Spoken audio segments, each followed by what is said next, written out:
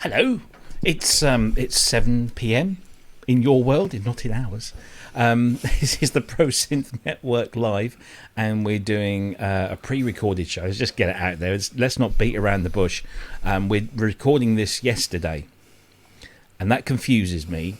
So let's say no more on that. But we're recording this in your world yesterday. Today, it's today for us.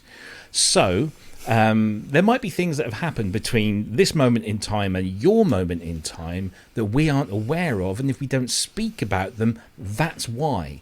We're not we're not Mystic Meg with our crystal balls, although they do clank a little bit.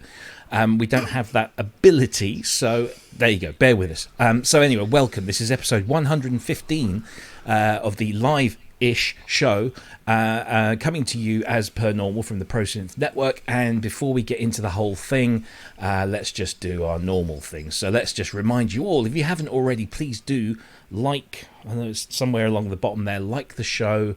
Make sure you're subscribed and you've hit your notification bells to get reminders. And if you think that there's anybody else out there that isn't aware of our presence, that would be enlightened and pleasured by us, then please do share the link around. That would be most appreciated. Of course, we are completely funded by our audience, and we thank you from the bottom of our hearts for all the incredible donations that you guys and girls and everything else in between make to us, either through our PayPal donation page, links on the screen. Also, there's a link in the description below. You can make as much or as little as you like. We don't mind. We love it all. A penny, a pound, £1,000. It would be fantastic. Of course, you can also use the super chats and super stickers that YouTube offer over there. That side, or it might be down below. I don't know where you have your chat window. I always have mine to this side here somewhere. But you can do super chats and super stickers, and it's a very simple way of donating money to the show. And after YouTube take their little percentage cut, we get the rest, and it all goes into a nice little fund where we pay for all of the subscription services, he says. Too many S's in there. And other things that help us bring this stream to you. And we hope that maybe next year we can use some of those funds to do extra things. But of course, you can also support us, as you'll see later on. We are all sporting our own merchandise. Pro Synth Network t-shirts. There are Pro Synth Network's hoodies. There are also Pro Synth Network polo shirts, I believe, available. And all you got to do is... Thank you. All you've got to do, that was Ben's voice in the background there. All you've got to do is go to our Facebook page, which is just at Pro Synth Network. And you'll find a link in there to our friends at Viper Graphics who are doing all of that stuff for us. And all you've got to do is just get in touch with them, give them your size, your address and your location, make the payment, and they'll whisk one of those to you as soon as they possibly can. So there you go. I mentioned social networks. So Facebook, we're on there. If you're not a member already, please do come and join us. Also, we're on Instagram and Twitter, and of course right here on YouTube, and our handle is the same across the board at Pro Synth Network.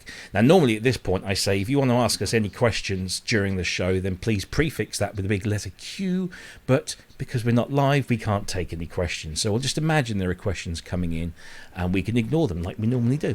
No, that's not true. So, yeah, apologies that you can't ask us any questions, but of course you can leave comments down below in the video if you have any questions, and one of us will pick those up and answer you if it's worth answering.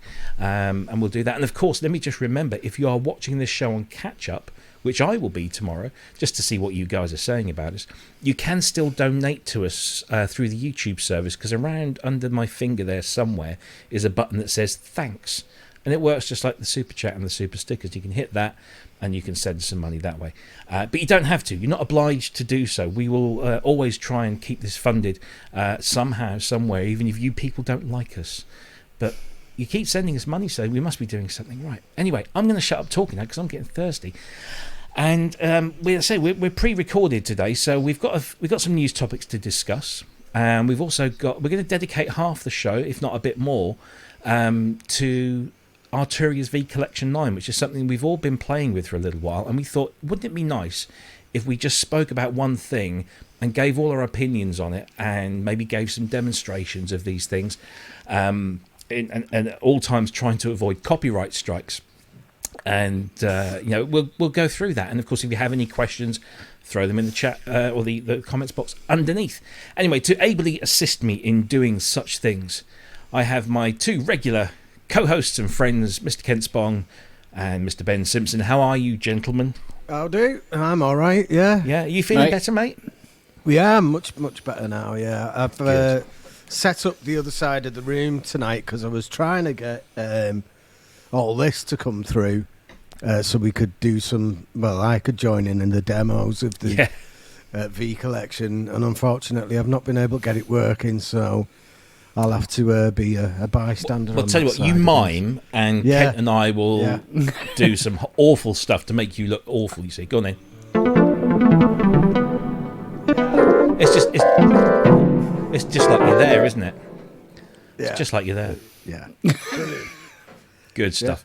So it's nice to actually get a different perspective on the room, because normally you're where that Mac is behind you. Yeah. And you're looking at us now on your super wide monitor.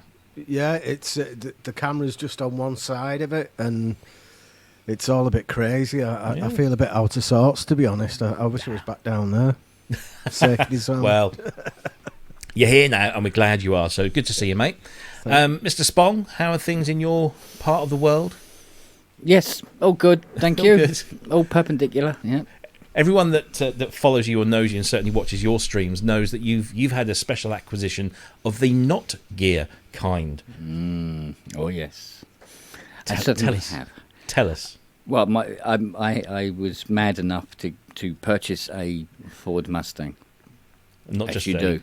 Not just a Ford Mustang, but a Mustang Mach 1. Mach 1 351 V8 5.7 litre 1973. Don't do things by half, do you? No, I tell you what. Yeah, there you go. It looks like that, But it's blue. Nice. And it's a lot bigger. Yeah. And makes a lot more noise, but it is a lovely doesn't thing. it? I don't have the pictures here to hand to show them, but of course, if you ever watch one of Kent's live streams, I'm sure he'll have some of those available if you want to see. I'm sure most people have. But it's a lovely, lovely thing. It's a lovely thing. Just think how many synthesizers you could have bought for that much. I don't know. Not many. No, true. That's true. Not that many. 3. Maybe. Anyway, well, yeah, quite. But all good with you, yeah? Yeah, all Glad good. to hear it. Yeah. Glad to hear it. Well, we might as well crack on, because we've got a few news topics. Last week there wasn't a huge amount to talk about because NAMM had just happened, and so like everyone had kind of shot their bolt, and that was it. We didn't have much to go through. However, things have picked up ever so slightly this week, and one of the first things that made me chuckle more than anything because of its name was this, which was from Moog. This is the Moog Mavis. It's a new budget-friendly, and I think Moog have a different explanation for the term budget-friendly than most other companies. But because this is about 350 quid, so for a little desktop unit. And it's a budget-friendly, semi-modular analog synthesizer. So it's $350. Build it yourself. So you have to put a bit of effort into this. I'm not entirely sure how much effort is required. Whether you need, exceptional soldering skills, or as our American friends say, soldering. Never got that one.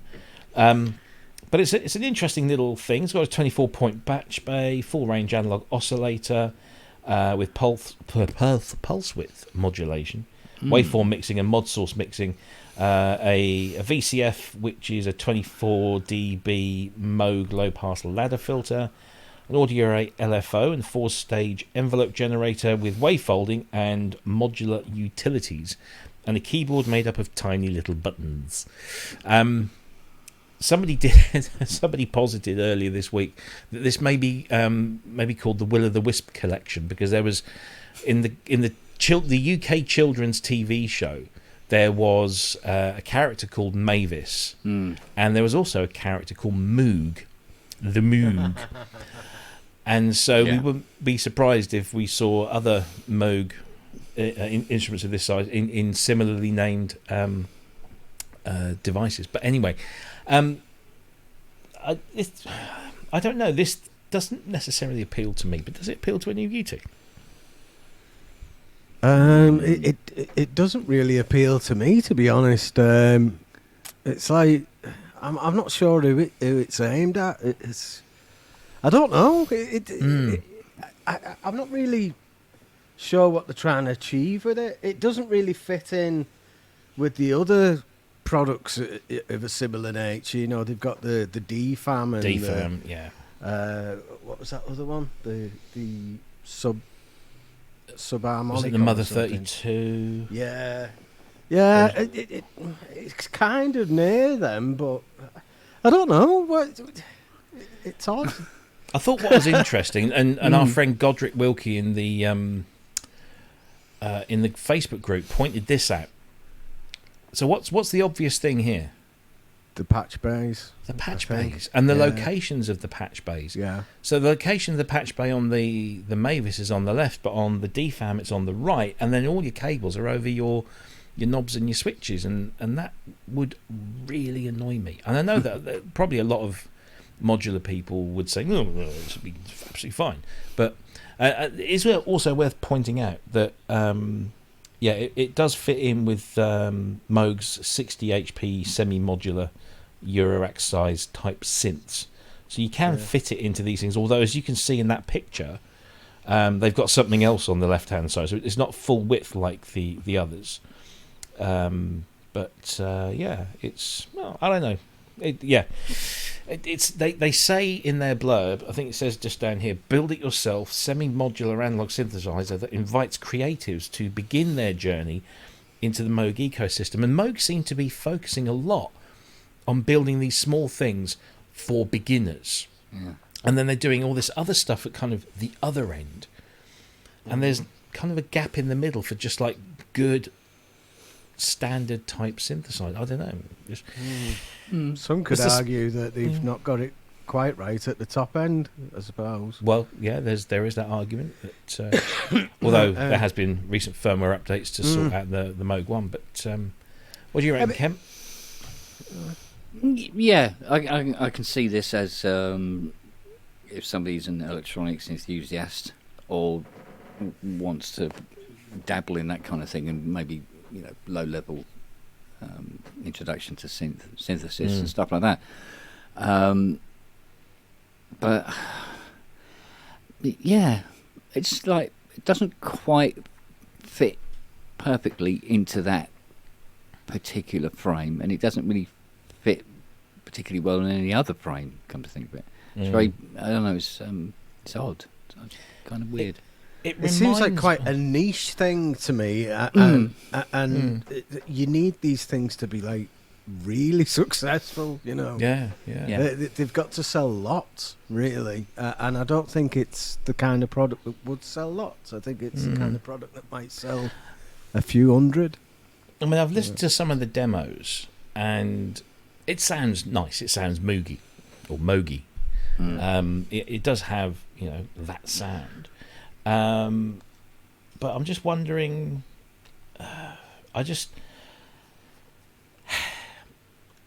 this reminds me, is it Moog Fest that they have in Asheville, where there is part of that is you can go along to a class essentially, and you'll, for the price of your admission, whatever, you get given a box of bits. And you build this synthesizer together with whoever's taking that session. And it's almost like they've come up with that idea, and I'm sure maybe somebody in the comments will say, "Oh yes, they did that." But it was the seems work like stat as well, wasn't there? The work stat was one, yeah. And it just seems like they've just done one of those and now just stuck it in a box without, And I didn't see a huge amount of information about what's involved in the construction of this thing. I'm just having a look. So Moog it says a build it yourself kit, but it doesn't say. Oh, hang on, no. Here it goes. Yeah, no soldering is required, and you can be completed by any skill level in an afternoon. All right. So there you go. So the boards are built. I would imagine that the boards are either built or the chips, if there are any chips on there, they're socketed, and it doesn't actually show any images, I don't think, of like the kit itself, unless I'm It does. missing those. There is a page. Oh, there is. Is I've there? got it. Oh, up hang here, on a minute. Yeah. So if I look a bit more closely. Yeah. Oh no, that's not it. But it That's looks not like it. it's go. it's just an assemble thing. You're not actually doing anything. It's It's a bit like the craft wasn't it? Yeah, you just put You just the put top it on together, and the yeah. buttons. Yeah. Yeah. So you've got a printed panel, and then you've got the board with everything on it as it is, and then it's just a case of putting the panel on top of the board, screwing the rotaries in, securing those in. And that's it, basically. Yeah, so it really is. It looks very simple to build, and you get a dust cover with it. And So not exactly utopian sense of achievement when you built it. No, very true. It is, Yeah. But then you can't sell something like this and and expect people to have, the soldering skills required. I thought there might be a little bit more to it than that, or maybe plugging in a ribbon cable or something. Well, it's like when I built this. There was a small sense of satisfaction because it does all come in tiny little bits, and you do have to like all the buttons and the rotaries are all, and the screen or the display, should I say, are all there. But you do have to fit the keyboard, and that's like a strip, and you have to get it right, and then plug that into the board, and you have to plug a couple of things in within. So it didn't take long at all, and it was slightly rewarding. More so when you actually turn it on and use it, because it's actually a really cool little device. But yeah, it's kind of a meh from me. I don't know about you guys. Yeah, it's just I don't get it. I really don't get it. I like it. I think it's expensive as usual. I think for something that you've got to build yourself, it's only small. It's quite limited. I think it's maybe £100 overpriced, but Yeah. Well. Yeah, it gives So you that Moog sound, doesn't it? So that's a good thing. Yeah, exactly. It's a good. Well, I'd say the ProSynth network rating of. Okay, that's the Moog Mavis, which again is a strange name. I'm sure there is a reason for it somewhere. It would be nice if they did theme it Will-o'-the-Wisp. And if you're not familiar with Will-o'-the-Wisp, from the late 70s, was it? I think UK TV, voiced by Kenneth Williams. Google it. Google it. Have a laugh. It's fun. So there you go. That's Or Coronation Street, of course. Oh yes, yeah. Mavis. Yeah. Do you want one? I really don't know. Kind of thing. So yeah. I don't rightly know. Oh dear, getting all the cultural Can't references think of any out other famous Mavises. Famous Mavis. Mavis. Famous Mavis. I can't even say it. I'm sure there's been a few. No. Let's do a couple of little ones, as the actress said to the bishop. First of all, let's do this one. So IK Multimedia have some excellent monitor speakers called iLouds, and they're available in the iLoud micro format, which is what I use here because I'm limited for space. And they've also got the iLoud MTMs, which are superb. I've heard some of these, and they are just incredibly clear and pristine and small, and the sound comes out of them is it's like it shouldn't be coming out of something that small.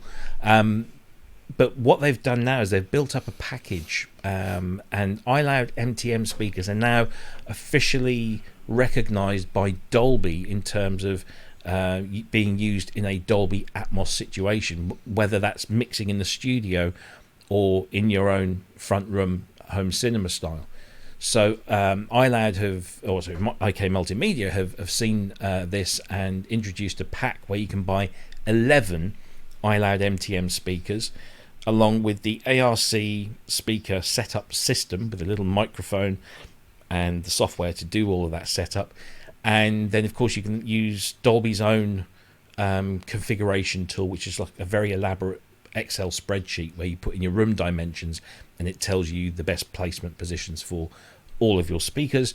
And these speakers, this package retails for £3,999.99. That's 11 speakers that you're getting in there. So it is a lot of money when you think about it, that figure. But when you look at comparable Dolby Atmos speaker packages, this is about a quarter of the price, if not even less.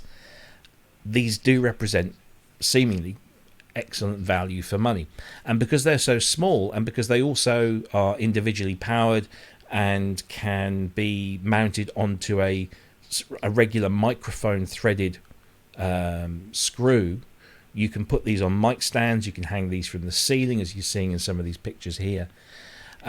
So they are incredibly good speakers, and it's basically if you were to buy them individually, you'd be paying near a 4.5. So it's a good discount. That said, only really useful if you're into mixing in Dolby Atmos, and the one thing is missing is there's no subwoofer.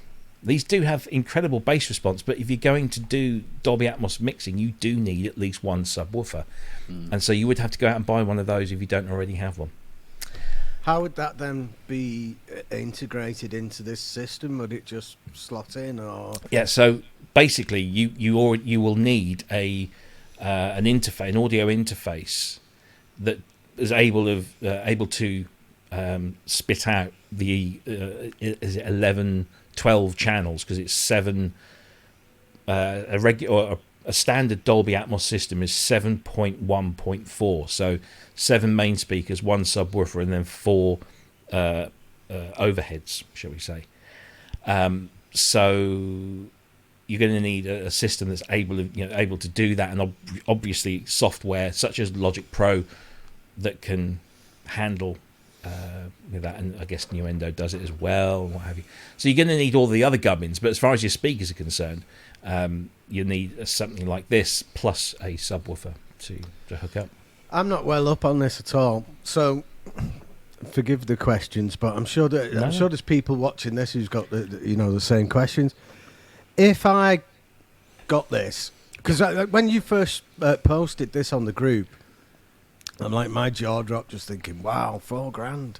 But the more I thought about it, I thought, yeah, it's actually like not bad value for money. At first, I thought it was 4 speakers, like the old 5.1 setup, and it does seem like good value. And you'd spend that on a computer, you'd spend it on your main synth or whatever. So monitoring's important, especially if you're doing this kind of surround sound stuff. But I've not kept up with it. I used to be into surround sound and DTS and all that years ago, and I helped set up St Helens College's Dolby system back then, and that was pretty hard work there. But I've not kept up with it at all. So if this Dolby Atmos, if I got this set up and I started making tracks in Dolby Atmos. Well, I don't understand it. Has somebody got to have an elaborate speaker setup like this to listen to it, or is there another way? Because people aren't going to be having 11 speakers in the living room, are they? Or I'm not sure how it works. Or you have? Well, I haven't quite got the full setup yet, but yeah. So to answer your question, yes and no. Yeah. Yes, to get the full kind of authentic Dolby Atmos experience, you're going to need the right amount of speakers to take the decoded output from your home cinema AV receiver or whatever it is that you're using. However, what's really kicked Atmos off this time, because let's not forget, multi-channel surround sound, whether it's for films or for music, has been with us since the 90s. In fact, you could argue it's been with us since the 70s, since we've had quadraphonic. But discrete digital audio, such as Dolby 5.1, DTS, the Sony was SDDS system, was the same sort of thing.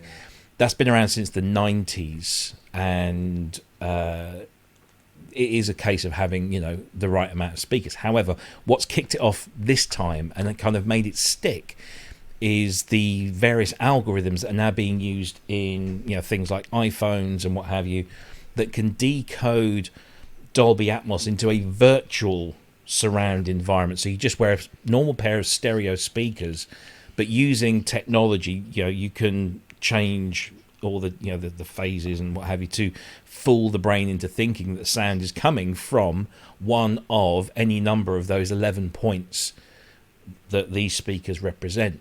Right. But I guess to mix authentically in Atmos in a studio, you're going to have the speakers arranged so you can absolutely, you can hear that. Yeah. And then it's the job of the software, such as in Logic, where you can mix it down into an encoded Dolby Atmos file that will play on a Dolby Atmos supported device, such as an iPhone. And then it's the iPhone that then decodes it, into those virtual things. Yeah. So there's that part to it. So yes, to get the kind of the authentic experience, you should have those things, but you don't necessarily have to nowadays with the the algorithms that can be put into the devices. It's interesting. Is it something that you would go for, Ken? I know that you like to do like ambient, like kind of soundscapes and stuff. Don't I've you? always That would been work. a little bit skeptical of these systems because they have very much this sort of like here today, gone tomorrow kind of aspect to them. Yeah. At one time a day, 5.1. It's the nuts, mate. You'll never need anything else ever again. Invest all the money, off you go. And then the next thing is like, no. There's something better coming along. But, there's, the ideal setup for a lot of these, I think even with the Atmos, where you have where you're sitting and mixing, the front speakers have to be actually quite away past where your console is. So to get that full experience of what this guy is hearing in his studio, when you're watching, say a film that's been done in Atmos, and you've got your setup, most people will have their TV up on the wall, and they haven't got another 5 feet behind their TV where they can actually set up their speakers correctly so they can hear it the way the guy mixed it. Yeah. And there's all this slight discrepancies between what the engineer does at the desk and the environment that you actually end up listening to it in. So unless he does like several different types of mixes. Well, that can be compensated for a lot in terms of where it's being played back. So for example, on my Atmos receiver, and certainly in most of the 5.1 receivers I've had over the years, and I've had a few, you can set your speaker placement distances within the actual receiver, which then will compensate for those things. So if you say that your front speakers are so many feet or meters away from the viewing point, and you can set your speaker size, so you can kind of you're right, it's a lot of people get hung up on what the mixing engineer is going to hear in his elaborate, expensive studio with all of the speakers in all the right places. And yet I'm living in a small 3-bed semi with a small front room, my TV's up on the wall, and my acoustics are going to be screwed up because I've got, funny shaped walls or funny shaped ceilings. You're never going to fully recreate, but you can compensate for a lot of that. And certainly in a lot of modern amplifiers, you get a microphone, much like the ARC microphone, the MEMS microphone you get with this, that you it has a very long cable on it, and you plug it into the amp, and you put that microphone in the prime sort of seating location, and then you run a speaker configuration program, and it does all the room compensation for you. So you're doing it at both ends. And is it perfect? Probably not. But it certainly does. It does. Certainly seems to be more user friendly. Yeah. The only problem with these multi-speaker systems is all the cables, and that's the big thing. Especially for domestic users. Luckily I've got a very patient wife, so she doesn't mind. And I do try my best to route the cables as far away from everything as possible. But there's still, at the moment I've still got a 5.1 speaker setup, although I've got an Atmos amp. So if I wanted to put in, say, the 2 side speakers and then 4 overheads, that's a lot of cabling, that's a lot of drilling into ceiling beams and what have you. It's going to look a little bit ugly. You know, it looks fine in the studio, but in your front room, having, you know, even those which are quite compact, they're still this sort of size, and they're going to be hanging from your ceiling. So you'd have to get, you know, flush ceiling mount speakers, and then you're cutting into sorts of, you know, all sorts of things. So Yeah. it's not an easy job, and it's always been the thing. I was selling these systems 20 odd years ago, and you'd get the husband would come in and say, "Oh, yeah, I want one of these," and the wife would be saying, "Well," and I know that's an awful kind of stereotyping, but, you know, you'd get the other partner would come in and say, "I bought about all the cables," and then, you know, the bloke would say, "Oh, do they do wireless ones?" And yeah, they do, but they're not very good because of delay. You know, that's Surely that's got to be better now, though. Oh yeah, I'm sure it will get better. CME are talking about Bluetooth audio now, aren't they, as well? So, maybe and let's not forget that, you know, they're recreating 7.1.4 audio out of one of these into a pair of stereo headphones using an algorithm. Yeah. So surely someone somewhere has either got or is refining an algorithm for room use. I mean, I know that you can buy these sound bars for your TVs, and they have pseudo surround sound. So they're doing a similar sort of thing. They're using, you know, the phasing. They're sending sounds out, and it sounds like it's coming from over behind you, but it's actually all still from the front of the telly. But, you know, from an audiophile perspective, they're going to want, you know, the lowest latency possible and all this kind of stuff. Yeah. But I mean, really want to get into this. Roland kind of started the ball rolling with all that. Well, they had to go, didn't they? Yeah. RSS. Yeah. And there was that demonstration on Tomorrow's World. It was in, and it was a simulcast with FM Radio 1, wasn't it? So you had that, because not everyone had a Nicam stereo TV. Do you remember them? Yeah, you had to listen to it on the radio. Yeah, at the they had same to put time. it on the radio. So it was like they started promoting it like a week or two before, saying we're going to do this thing. Yeah. But it was quite remarkable that you could sit there in front of your telly and these sounds were just flying around your head, and it was just coming out of your stereo speakers at the front. Good, It was amazing. It's still one of those. The unit itself looked all right as well, if you remember. Yeah, it's like covered in alpha dials, wasn't it? Yeah. So it's always been a thing. It's, Kent said, you know, that it kind of comes, and then the next thing comes along, and that thing that you had before is useless or redundant. That still kind of happens, but in a lesser way. So, you know, if you have a 5.1 system that you bought 20 years ago, the only thing you're going to need to change is the amplifier and maybe your source. So whether it's a DVD or a Blu-ray, or whether it's a digital server or something like that. So yeah, it does. I've only just upgraded to Atmos, so I'm well behind. But that's because, you know, over the years I'm a little less bothered about, you know, having everything just so, and got less finances to throw this stuff. I mean, can I say, it's just 11 speakers. You know, mind you, I mean, you know it's going to happen. There's going to be, you know, somebody who's got Dolby Atmos amp going, they've got the 11 speakers set up, and they're sitting there watching bloody Love Island or something. No, let's go. But, I mean, I always get ribbed about it, and especially people that went before Apple, and, you know, we have to say, you know, they have sort of pioneered this, or they've certainly been at the forefront of this kind of resurgence in it.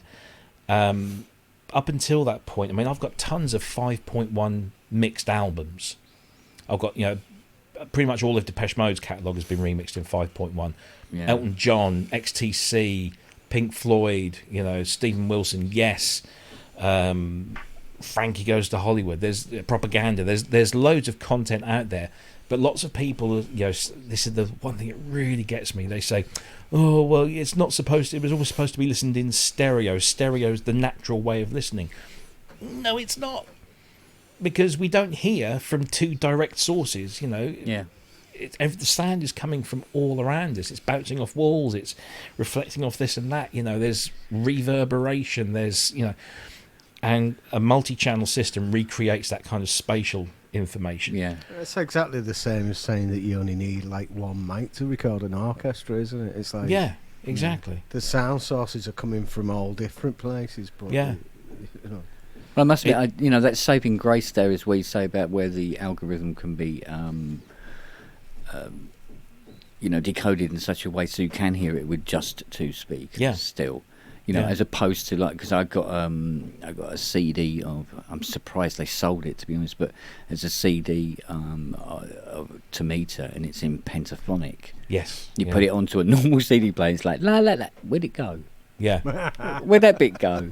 And that's another saving grace with modern technologies today, is that if you have an Atmos amplifier, but you're feeding into it something from 20 years ago that was recorded in just plain old 5.1, that Atmos amplifier will handle it, and it will replay it just the way you would expect it to hear it on a 5.1 system. So there is this kind of backwards compatibility with certainly a lot of the more recent stuff. You're really selling this to me, man, I tell you. I'm thinking of going, it might be time for me to expand. Maybe, but, yes. You can get into it for a really decent price. You can get a decent AV receiver, I would say, for $350.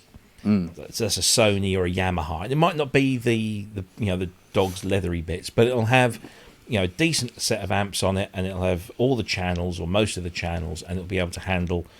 And as long as it's got 4K pass-through, then all you need to do is just plug your TV into the back as the output, and then you'll have at least maybe 3 or 4 HDMI inputs where you plug in your Blu-ray, your satellite TV box, your Apple streaming box, whatever it is.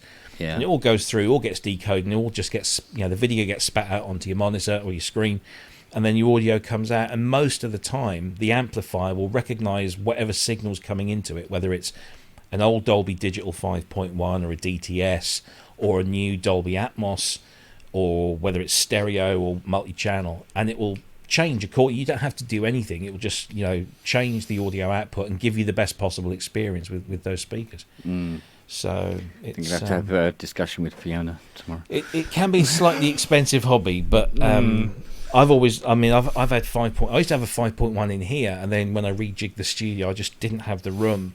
So I'm looking for something a little more discreet that I can maybe put up, because I do miss it up here. Complete idiot question here, right? It is the. I'd imagine that if you've got like something with multiple outputs on it and enough speakers, you could connect the speakers to all the outputs. Say they're active speakers. Is there like a piece of software then that can go in your computer and do this decoding within your DAW, like a plugin that you put in? Well, Macs, I can't speak for PCs because obviously they use a variety of sound cards, but strings Macs, and cat food. Yeah, Macs have had 5.1 digital outputs as standard. This is a 2013 or something.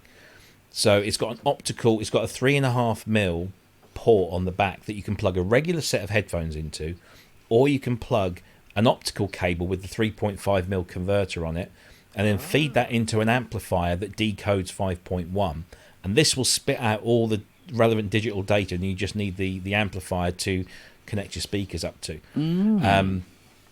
But now with obviously things like Dolby Atmos over digital, you could potentially spit that out over any sort of connection to a set of speakers somewhere. Who knows? And Logic, the latest version of Logic has built in, so it's not, you don't need a plug-in, but there are plugins available, but you don't need one with Logic. It comes built in with a Dolby Atmos plugin so that you can decode and position, encode and position all of your sound in the right spaces to the right speakers. So, but you can only do that on Logic 11, which only runs on, is it Big Sur and above or something like that. So you need a pretty up-to-date Mac to handle that.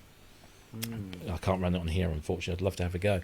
Something I've always been interested in having a go at. And binaural's another thing. When you record binaurally, where you have the two microphones kind of ear distance apart, and then just go out and record stuff. When you play it back, it's in full 360. It's very clever stuff. But anyway, IK Multimedia. Food for thought, though, isn't it? It is. Maybe not that set for me just yet. If I was trying it out, I could have to. I'm not going to say who, but I know someone who's very close to all of us who is considering investing in a set. All right. And so maybe we'll be able to get some feedback from them at a later date.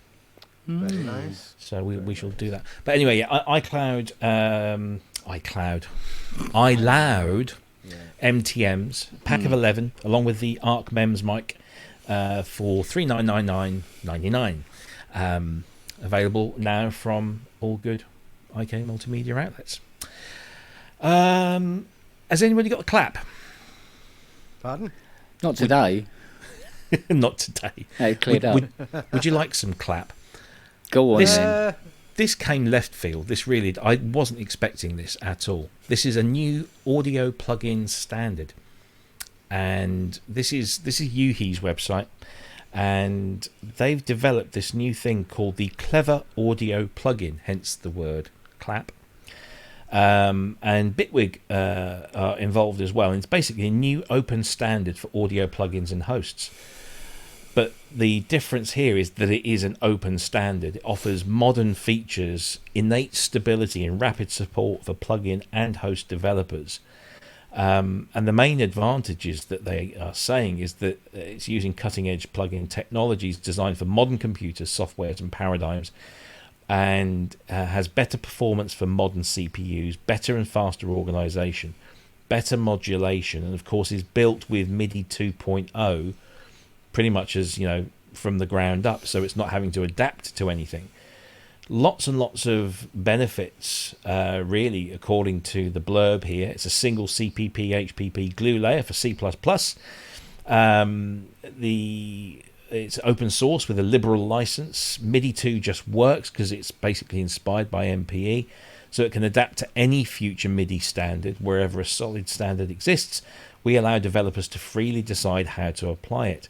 So it seemed like this really very open and adaptable and up-to-date modern plugin format. But now we've got to think about yet another plugin format, not just as users, but as developers as well. These guys are now going to have to encode their plugins in a different platform standard. And I don't know.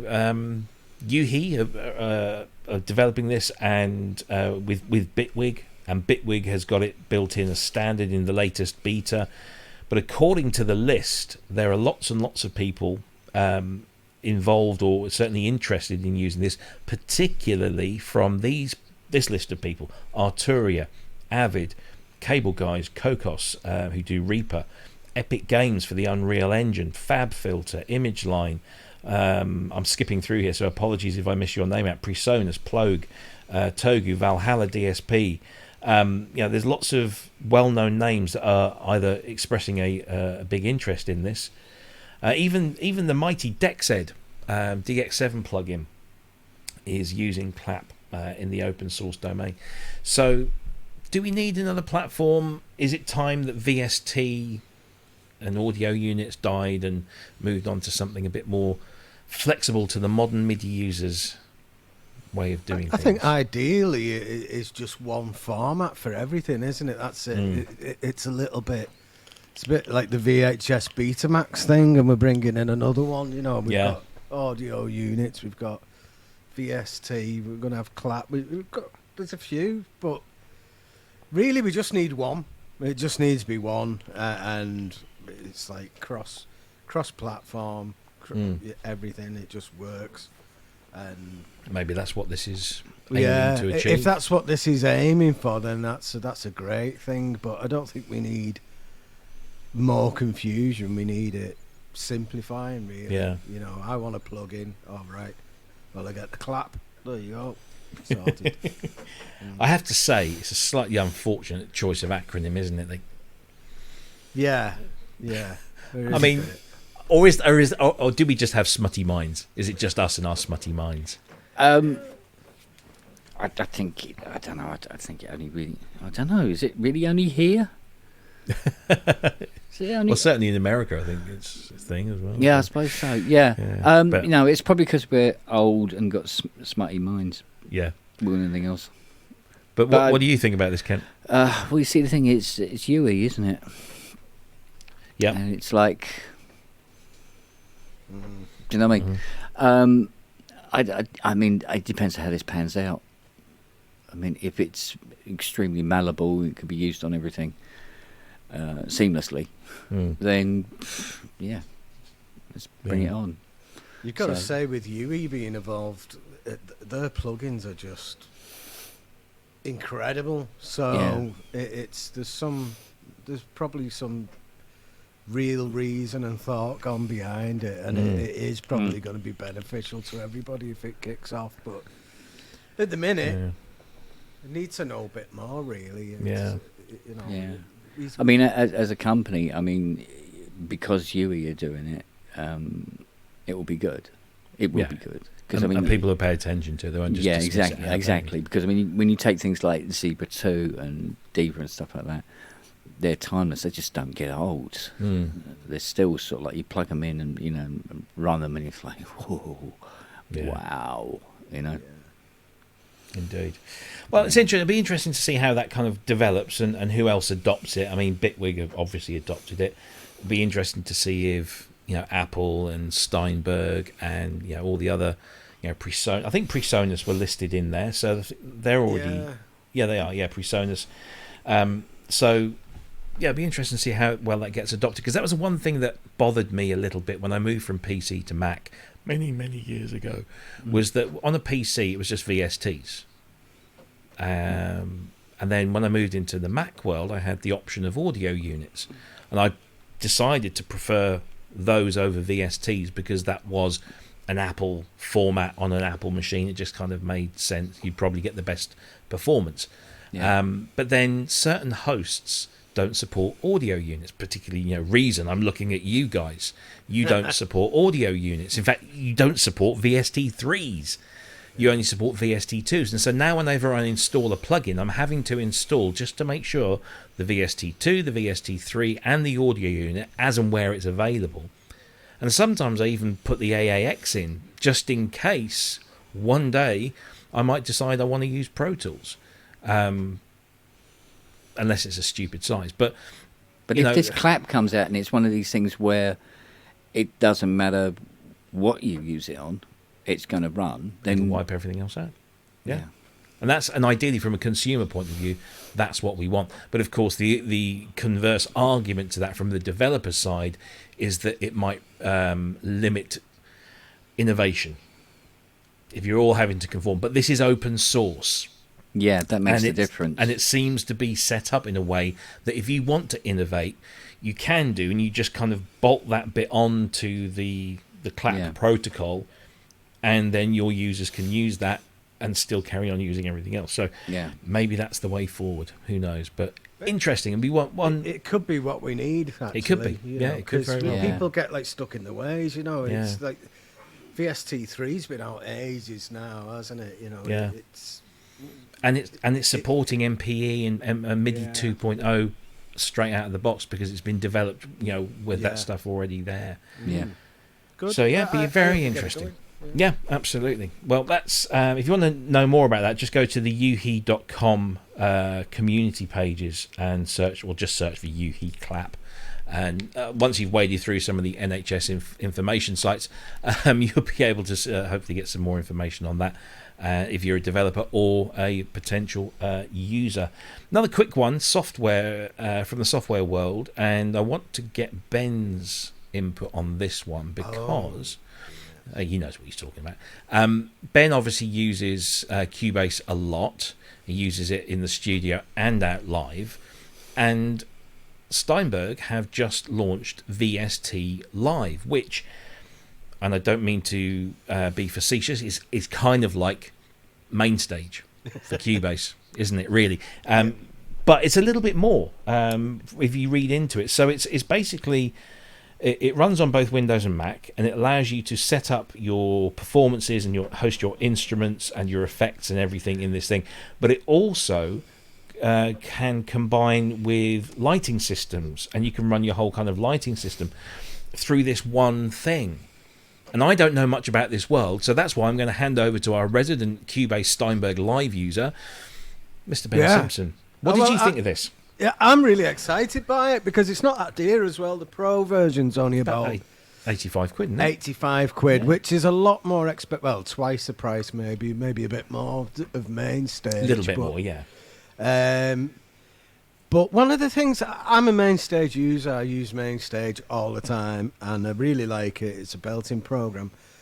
But one thing that annoys me is that you can't run MIDI tracks in it. It's like so. You can run audio tracks in it. So if you've got like your drum machine and bass line and that chugging along, but then you can't have like your lights in time with that because you can't run a MIDI track in sync with it. Yeah. Now, one of the things about this is that it will let you run MIDI tracks. Yeah. It will also let you run DMX tracks. Yeah.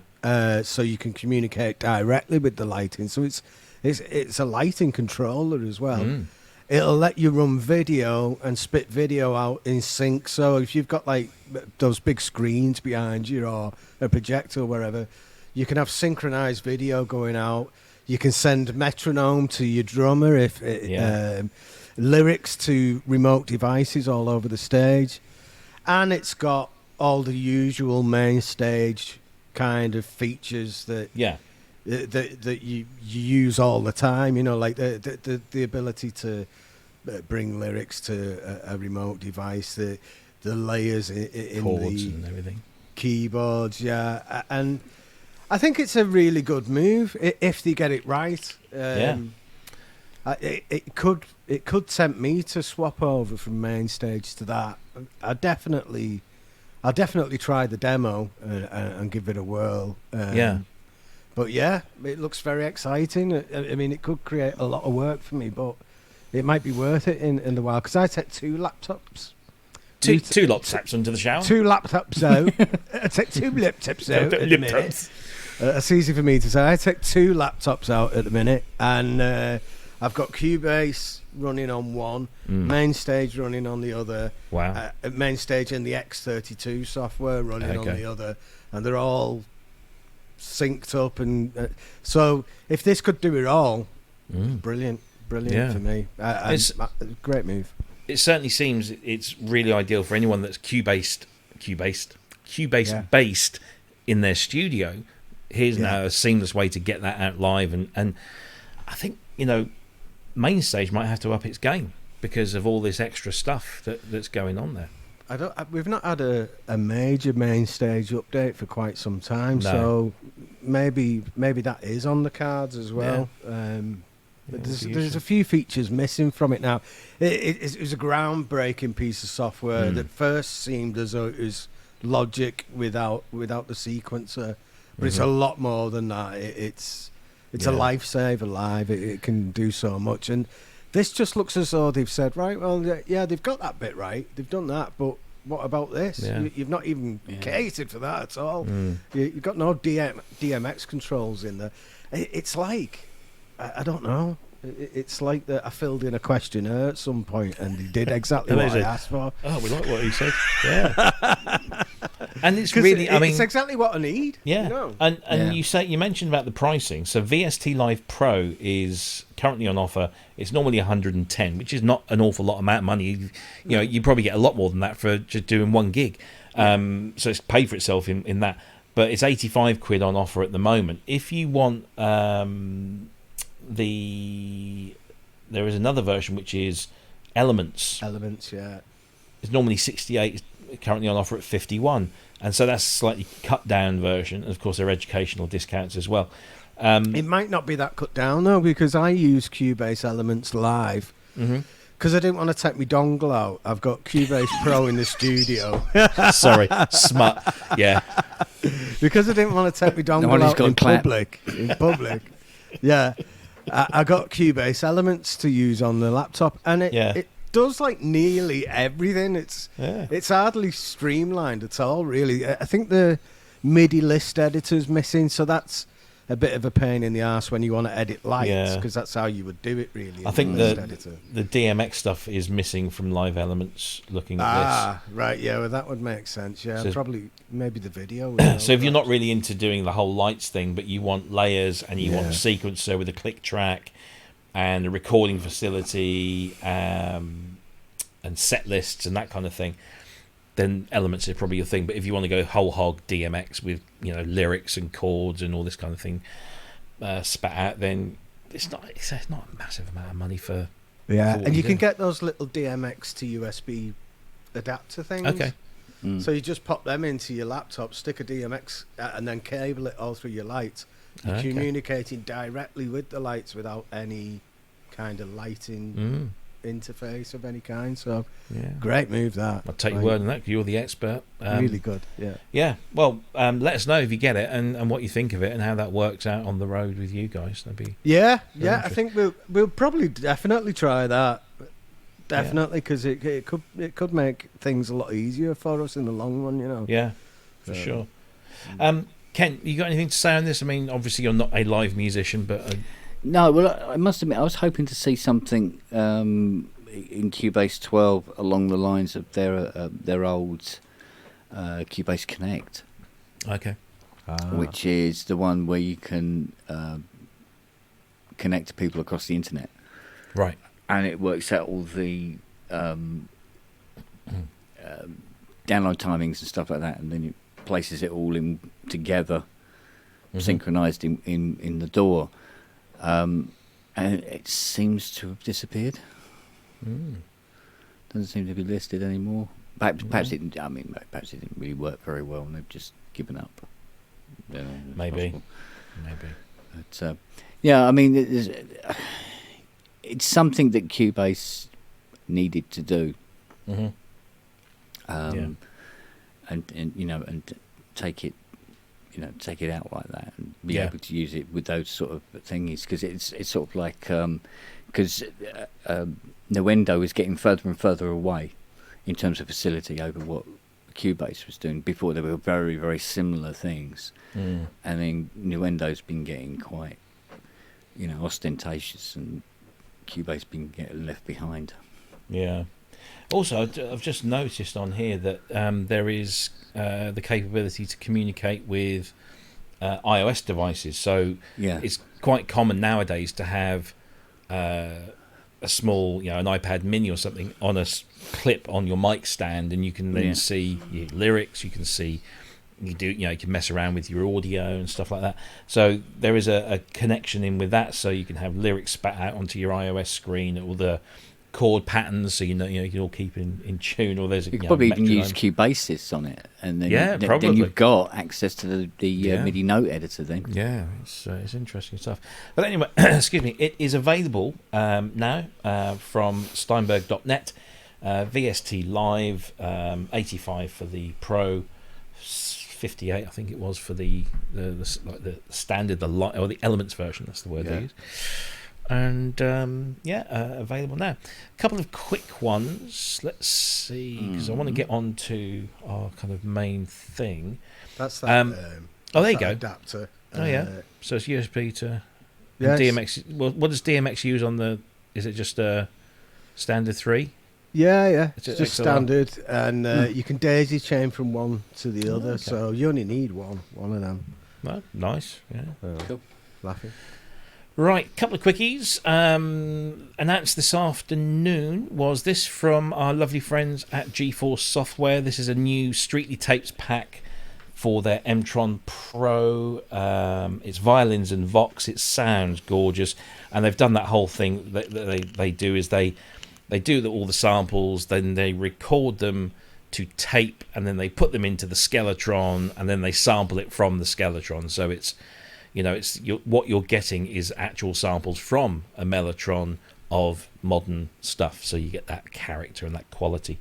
It's available now for Mac and PC versions, and it's currently on offer half price, $24.99, and they've also discounted all of the Streetly Tape plugins down to $24.99 from today for a limited period only. So if you're looking to stock up on some missing gaps in your Streetly Tapes collection, go and get it now. It's a wonderful thing. Let me just play you just a small clip from this. Go on then, here we go.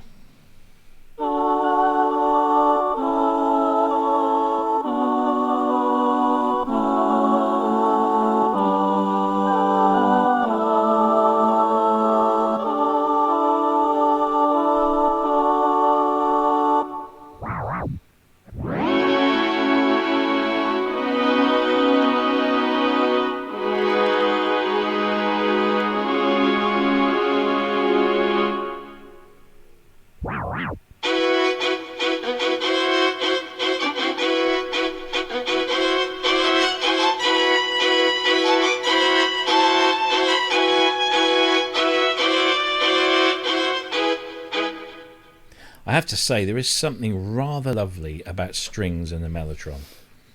It just adds something to them that is just beautiful. It's really, really nice. But available now, Violins and Vox from GForcesoftware.com. $24.99. It can be really yours. good. Yeah, As it can be usual. yours. Absolutely, yeah. You wouldn't expect anything less, would you? One last thing, or a couple of things. First of all, so we're recording this. If you're watching this now, we're in yesterday, and so yesterday we don't have much information. We don't have as much information as you might have today. So Tomorrow. let me just tomorrow. Today. No, stop!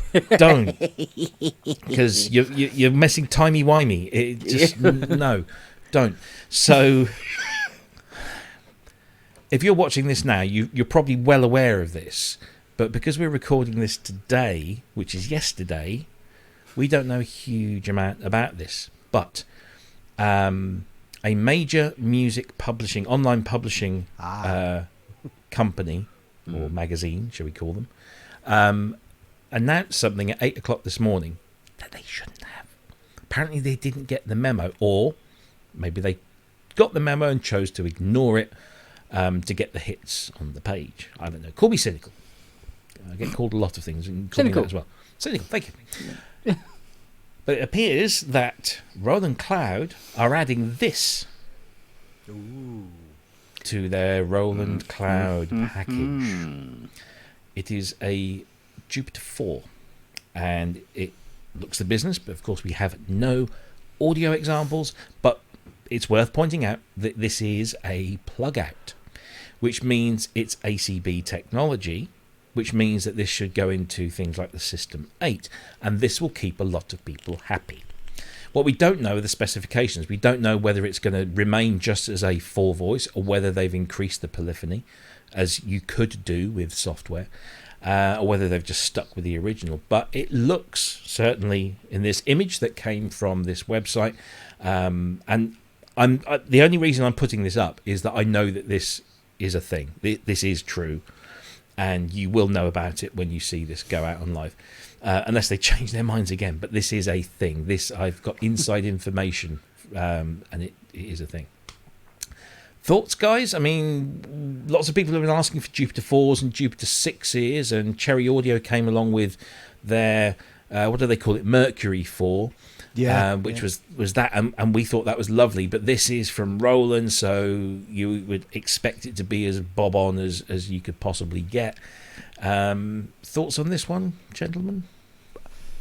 I mean, if it's ACB, it's going to sound spot on. The accuracy of those ACB models have been incredible, really. So this is going to sound great. It looks great.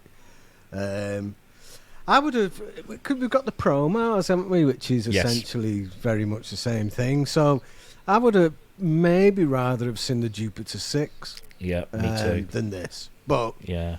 Yeah, it has got a big fan base, and it'd be interesting to compare it to the Mercury 4 as well, just to see how alike they are, you know. But yeah, I might try Roland Cloud again for a little bit. It's the presets. It's the presets with Roland Cloud. The preset manager, It's awful, and looking at that, it looks the same.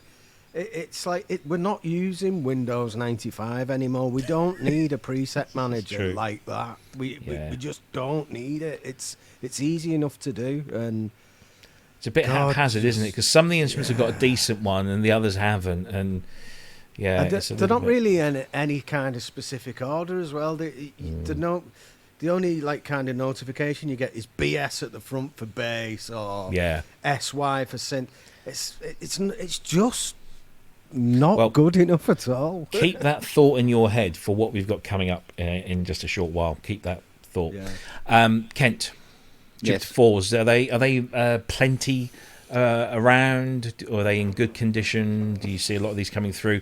I do see a lot of these coming through. Very rarely is there anything really, really seriously wrong with any of them. Okay. And you know, when you saw you put up a picture of that that GUI, made the in cheeks too thin. They should be at least 3 times They were deeper quite than big, that. aren't they? Yeah, they are God, quite it was a big. chunky bugger. It really was. I'm Yeah. not quite sure why they had to be that thick, but Yeah. yeah, that looks pretty sweet.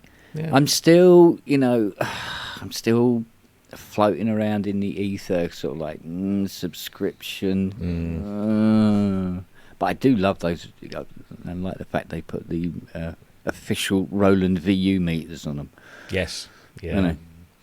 Yeah, it does. It does look very nice. You have to excuse our little bug in the right-hand corner, and the image that I grabbed before it disappeared has got this little information thing, so you kind of can't see that too much going on there. But yeah, it does look the business, Yeah. and hopefully, if it's anything like their other stuff, it should sound exactly as we would expect one of these to sound. So yeah, lots of interesting stuff there. So hopefully. This will be available to you now. It will have been available to you for some hours, I would have hoped. Or certainly it's being announced, hopefully. Yeah. So I'm told. Audio demos. Yeah, hopefully it's audio demos. If it's not, I mean... Sorry, I just have to engage my brain to say, what can I say and what can't I say? So there is a reason why I'm saying that it might be available tomorrow, or it might just be announced tomorrow, or certainly tomorrow our time. If you're on the west coast of America, it should be being announced at your tea time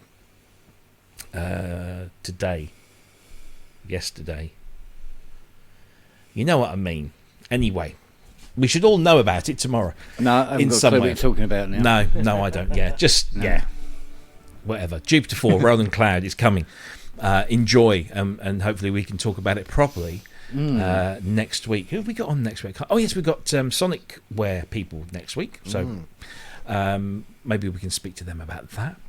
Yes. Right. One thing that came that launched today as well. Again, it was one of these kind of late afternoon launches. Luckily, this company is on our side of the planet, and so it came out at a reasonable time for us to discuss. And that is our friends over at Arturia, who have just announced the 3rd iteration of their rather brilliant, I have to say, FX Collection. This is FX Collection 3. And they always build this as audio effects you'll actually use. And do you know what? I actually do use a lot of these when I'm messing around. So you've got 2 new effects in here. You've got the Tube Culture and the Op-Amp 21. EFX Fragments, I believe, is a new addition, although it's not a new thing. So this has now been brought. I think Fragments was a separate thing. It's now been brought into the fold, and this is the sort of thing they do with V Collection. You've got Tape Mellowfy in there as well, which is like a Mellotron style effect. You've now got live or studio quality oversampling. You've got A/B comparison switches, so you can just very quickly compare what's going on, and a much improved interface. Now, I've downloaded these, but I haven't messed around with them because they were late in the day for us. But yeah, I mean, in this package, you've got 2 distortions, you've got 4 spatial reverb plugins, you've got 5 preamps or EQs, 3 delays, 2 choruses, a phaser, a flanger, and 3 filters, and then 5 different types of compressor. I mean, it is to effects what the V Collection is to instruments. Yeah. Now, Ben, you got a stonkingly good deal on the upgrade. Yeah, So I'm assuming you've had to go with these. Yeah, I downloaded it before. I've not had very long with them, but I was quite impressed. That Mellotron thing, that was great fun. That. Yeah, I've got that, but I yeah, think they gave it away free, didn't they, for a little while? Yeah, I don't. Maybe I didn't have it for some reason, so I got the whole collection, an upgrade from the previous one, at €29, which is yeah, you can't. That's really really good. That so No-brainer. Happy. Yeah, good stuff. Kent, have you tried any of the Arturia? Because I know we're going to be talking about the V Collection shortly at considerable, sort of length. Have you been tempted into the FX Collection at all? Yes. Yes, I have. And your thoughts? I haven't really had a chance yet. I've only got them today. Oh, okay. Yeah, I've yet to tinker. peruse. Yeah. Okay, fair enough. Well, I mean, certainly from my perspective and Ben's perspective, these are just they really are. When they first came out with these effects, I think there was like 3, wasn't there? And they said effects that you'll actually use, but they were kind of just like good old workhorse type effects that would, you could use in all sorts of different things. Somebody's at the door, Kent. So yeah, and they've just seemed to have carried on, just adding to that and doing some really nice emulations of current things like the Juno Chorus and the Dimension D and the Bitron Phaser, and of course this Mellotron one as well. Fragments. Have you played with Fragments much? I did when it very first came out. I couldn't really get into it too much. Really? It seemed a bit too crazy for me, but I really liked it. Yeah. It does go, it can go from just like very sublime to, what the hell's that? But it for me, it was like one of the most exciting ones. That Dimension D, I use that all the time. Yeah. It's just fantastic. It's quite subtle, can be quite subtle, but just adds loads of depth. Yeah, absolutely. So FX Collection is now version 3 and is available from Arturia.com. Where if you have previously purchased any of Arturia's effects, depending on whether you went for the whole big collection 2 last time or maybe just a handful, you will get a discounted upgrade price, but it normally retails for $399 for all of those effects, and there's a lot in there now. There's 26 I think in there now.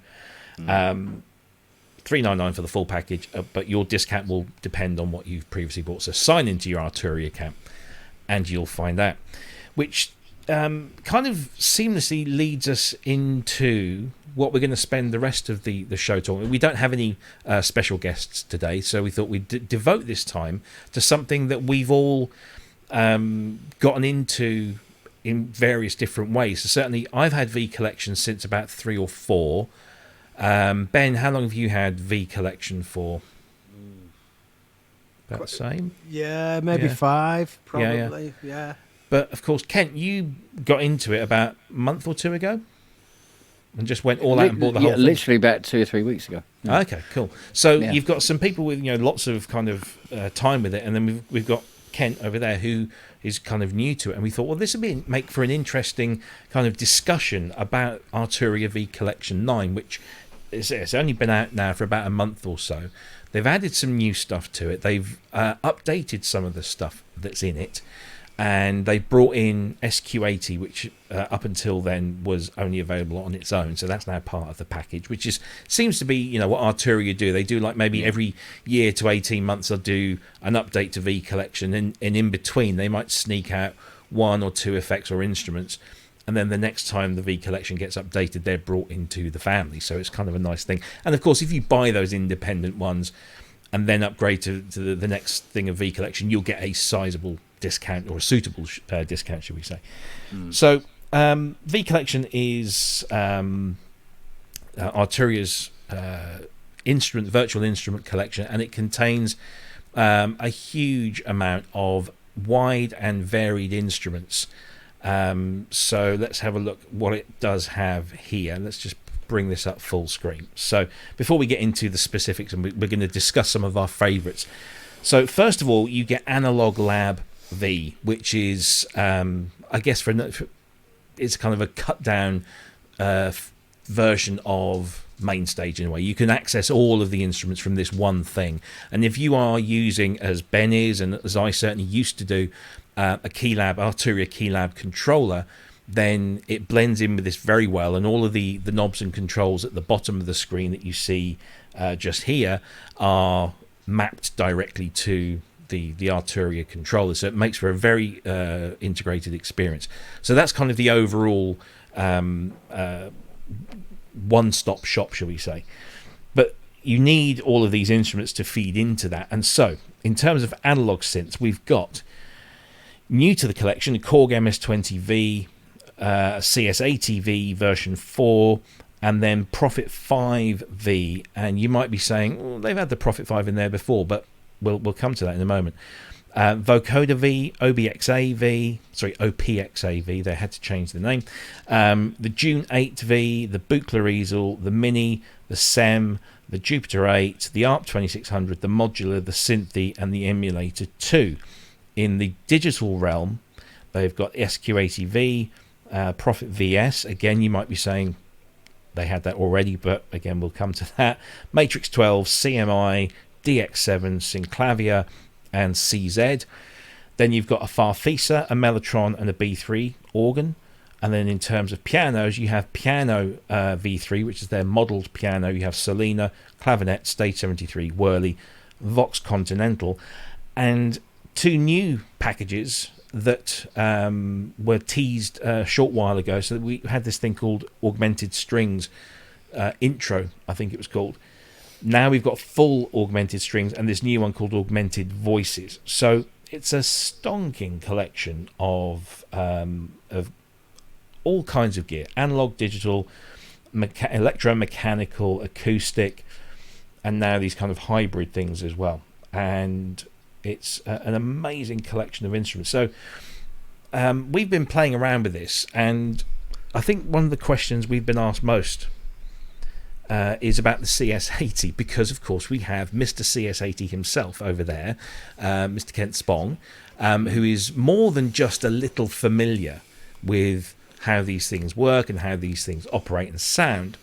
And so everyone was asking, because they've rebuilt it. They've had the CS80, that was one of their early plugins, and it always got kind of criticised as not really being much like a CS80. It had, I certainly remember it when it was it TAL or TAL that they were using as TA something was their modelling technique.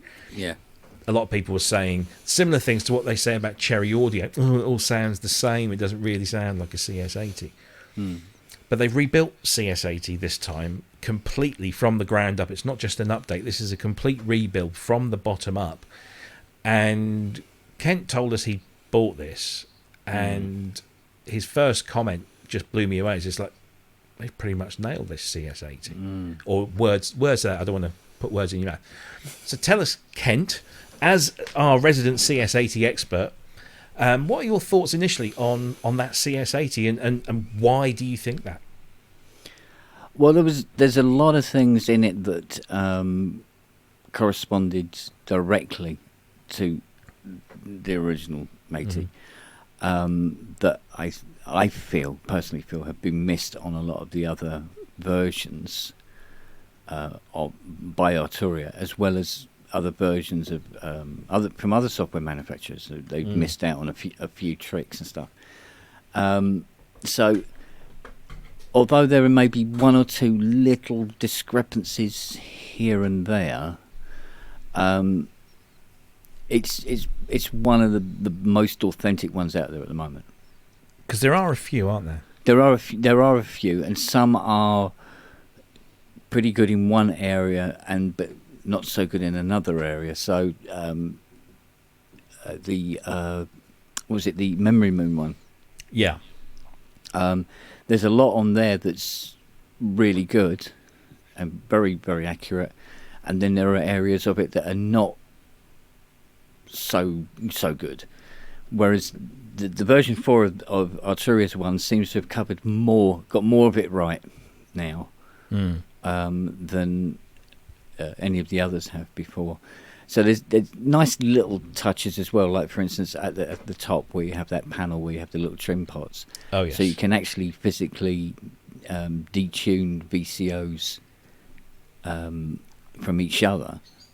So when you play it, you get that sort of like, I must get this CS80 down to Kent and get it calibrated kind of feel to it, which a lot of them have. And when it's not there, it makes it not sound so real. So it's very clever little touch that they've done.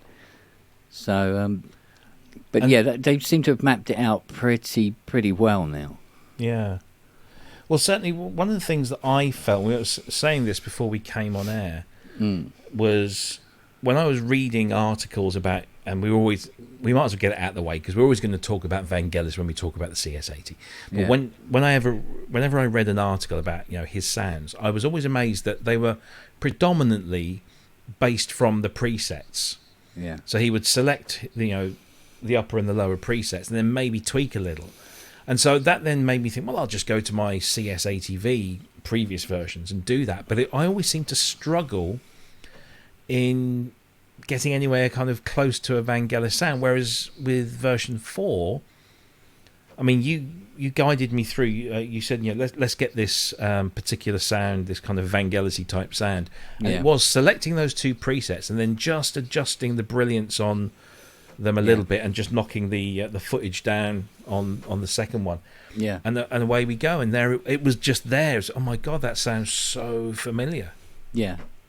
And you see, the other thing is, like, because people used to criticise in many ways. They say with Vangelis saying, "Oh, he just uses presets," but the trick is, especially with the 80, probably more than any other analog synth, is that yes, you can use the preset, but the paddles gave you these additional nuances that you could change to help change the sound. Yeah, but also how you play it determines how it sounds as well. Yeah. And because there was so many, you had the velocity and the aftertouch to mess with, there was more, the playground was a lot bigger, even though it's still the same preset. So you can take that preset and give it to somebody else to play, and it will sound different from how the first person played it. So that then brings me on and they've captured that in this. Oh, that's good. Yeah. So what I want to know is, you've got a Roly Rise which spits out, and of course the Hydrasynth as well, that spits out MPE, and also there's polyphonic aftertouch going on in there. How does that work with this, or does it? In this particular instance, with say the Rise, it was a case of plug it in, play it.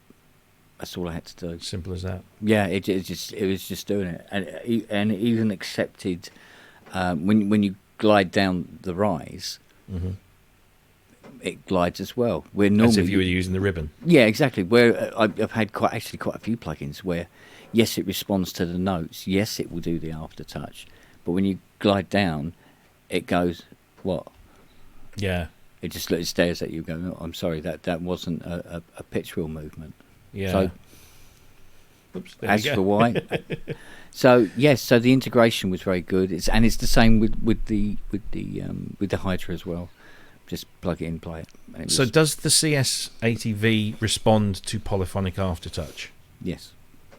And how would you compare its response and playability to that of the real thing? It's very, very good. Can you give us a demonstration? Hang on a second. Obviously, bearing in mind copyright, I just need to put that out there. Yeah. Well, play something of your own design, or improvise. Well, we'll just improvise, but when I improvise, it ends up sounding like Vangelis as well. Well, as long as it's not note for note, we'll be all right. All right, so we have a look. Let's get. Oh, perhaps we'll turn the port a minute. Well, that'd be a good idea, Ken. There you go.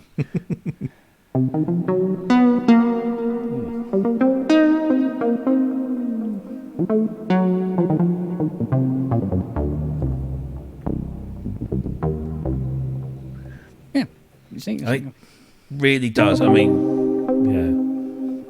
yeah. So it's got that sound, and that's using the preset on the front panel. Yeah.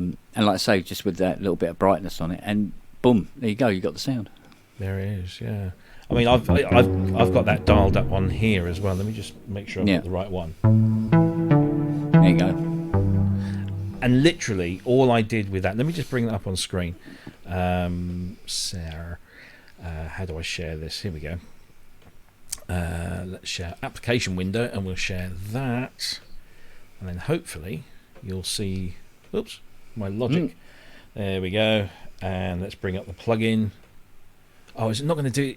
Oh, why doesn't it do that? Unless I have to share the plugin as a separate thing. Should have tested this before we came on air, shouldn't we? So it's showing it as there. If I choose that, I bet it's not going to show. So he doesn't want to put the plug-in up the front. So what I will do, I'll do this one more time, and I will share that instead, and that will do it. There we go. Right, so we're there. So what you did was you told me to set the EP and the bass preset just there. Yeah. And then if I select, let's see if I reselect those, will they go back to their normal settings? No, they won't. But basically, the second layer, the footage was down here somewhere, so it was that, and you said just whack that all the way down. Yeah. And then it was just a case of tweaking the brilliance levers just over there, just ever so slightly. You said just shift them up a little bit. Yeah. And you get this. I mean, it's a completely recognisable and classic sort of sound. Yeah. Just like that. Whereas that was something that I was struggling to kind of get close to with my limited knowledge of the CS80. Yeah. Yeah. And going by, some article on Facebook or something like that. But of course, not only can you. I mean, of course, the other classic preset. I need to change my glasses one day. Of course, is the guitar.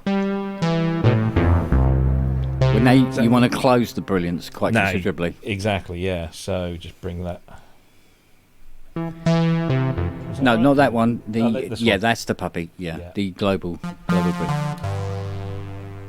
Of course, levers go the other way, don't they? They go backwards on the A. Yeah. Not too much.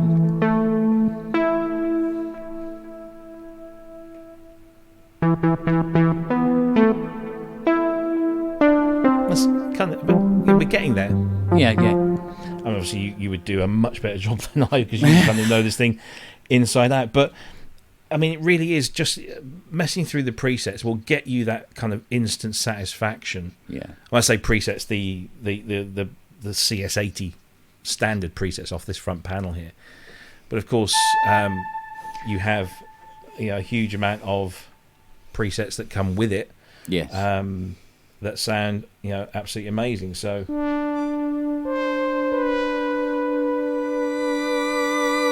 With a bit of aftertouch in there. Obviously, that's channel aftertouch because I don't have a poly aftertouch keyboard, as we already know.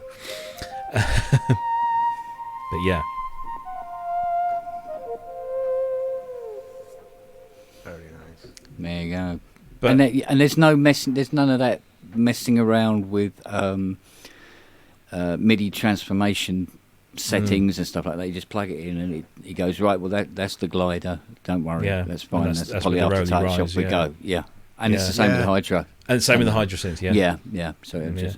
Ben, have you had the chance to mess around with the CS80 V, because you're a Hydro synth owner as well? I exactly like Kent. I've just connected it up. It works straight away. You've got the ribbon strip across here. You can't really see, so we'll take your word. Oh, there you go.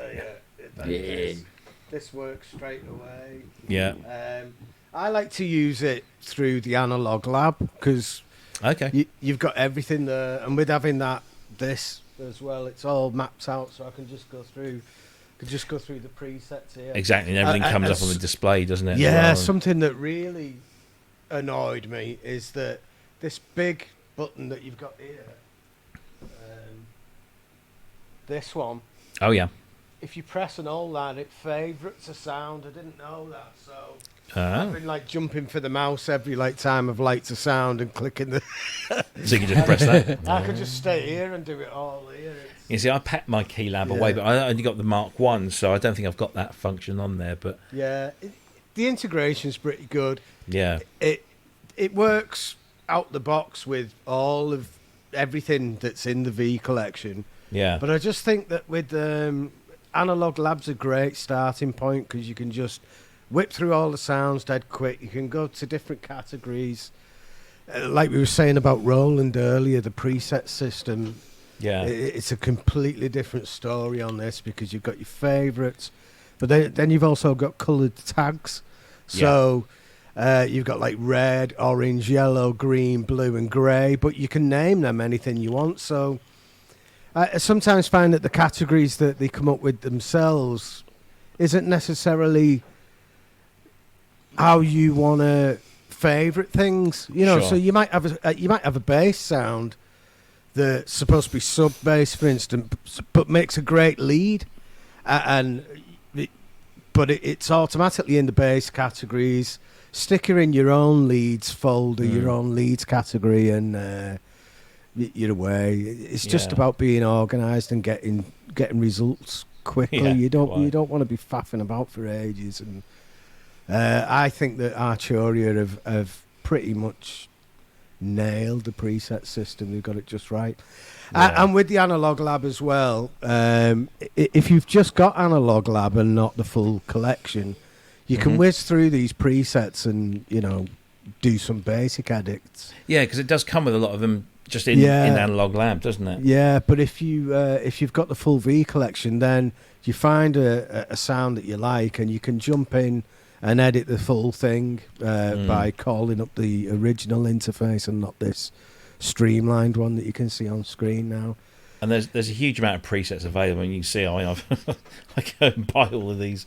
They're just, you know, really, really great. Arturia's own presets, you know, that they sell. Superb. Yeah, it's very good. Yeah, very good. I think that the V collection and UVI. I'm a new UVI, like massive UVI fan, new one, and I'm loving their stuff as well. But these two, you know, great collections of stuff. The Vintage Vault from UVI and everything that comes in the V collection is just possibly you get away with just them and nothing else, really. You know. Yeah, absolutely. You've got pretty much all. But like the likes of Falcon and Omnisphere on there as well. You've got V Collection, Falcon, and Omnisphere. I don't think you need much else, really. I'm not putting anybody else's products down, but that's got everything covered there, really. Yeah. So I'm not too keen on the these augmented strings. Well, I was going to come to that because I know that when I've sort of been chatting with Kent and you've been playing around with these quite a bit. This is kind of your bag, isn't it? Really, that kind of ethereal, vocal ethereal stuff. Yeah, out in the drug-addled world, upside down in a field, shouting at ducks, isn't it? It's that kind of thing. They're very musical though, but they're not what one would, you know, you wouldn't write a song with them. Yeah.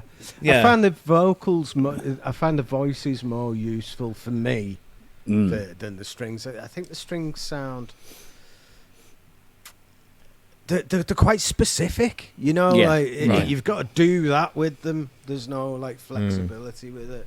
Yeah. So, for anyone that's not familiar with this new kind of thing from Arturia, it's almost like they've had a look at what maybe our friends at Spitfire have done with this very simplified interface, but they've also incorporated elements from their Pigments instrument, which strangely isn't part of V Collection. I thought they would just stuff that in there, but they're keeping that separate. But you've got this main kind of morph wheel in the middle, and you're morphing between, you know, two different sounds. So you're going from like maybe a natural vocal to a synthesized vocal, and if you go into the advanced screen, you can then see. And this is for those people that use Pigments, they'll be very familiar with this kind of setup here. So you've got this very graphical display down at the bottom here, showing the LFOs and the velocities and everything. And then you've got these two layers, layer A and layer B, where you've got, for example, here you've got a female voice doing AEIOU1, and then there's this synth voice softy, and then there's corresponding layers over there. And what it sounds like.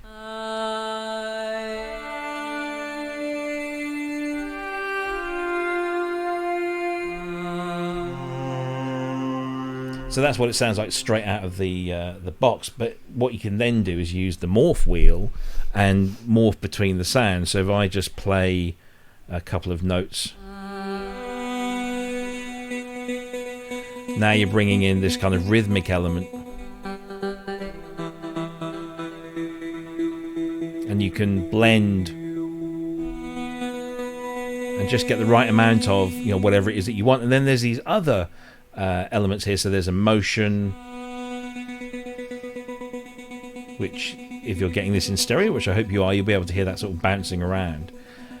And then there's this thing called color, which is something that comes from pigments, you know, in terms of adding sonic color, which is more of a subtle thing. And then you've got effects A and effects B, and there's the standard kind of delay and a reverb. And of course you can then go into the advanced section here and say, well, actually I want, you know, a different, so for example here they've got a SEM filter. I can choose, you know, all these different other filters, or I can choose different effects to apply and have in each of those layers. So you know, there you go, there's your effects section. So you've got, you know, parametric EQs there, and I can choose, you know, from phasers and all sorts of stuff. Mess around with that to your heart's content. There's modulation settings, and of course then there's the arpeggio as well. So it's a really simple interface, but behind, you know, under the hood, so to speak, it's actually very, very nice. And again, you've got a whole bunch of presets here, huge amounts. And again, you can also use the standard Arturia preset manager here, so you can go in and favorite your things and go into light and color categories and different sound banks as and when they are introduced. So, you know, huge amount of sounds here to sort of get you going and get the creative juices flowing. Let's have a listen to something.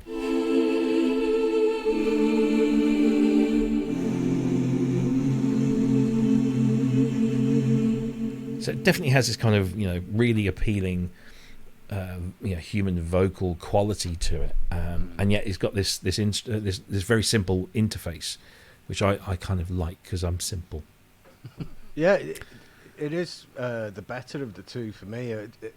But it's like Kent says, it's just maybe that doesn't fit with my way of working so much. Yeah. You know, somebody else, it's fantastic, but for me, it's just too. It's too defined. Sure. Right, I can't do anything else with that but that. You know. But that's the risk you take, and I guess it's something you have to expect when you buy a large collection of instruments. I guess you've got to set yourself up to think there's going to be one or two of these that I'll probably never touch. Yeah. But the fact is, I'm getting all this other stuff that I'm really you know, going to use a lot of. Yeah, it's more that sort of like you never know.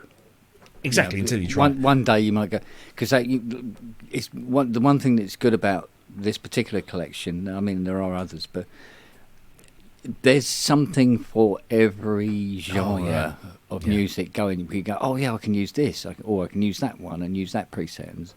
So you got this sort of like one-stop shop. Yeah. Of instruments that you could just mess with. Yeah, I mean the strings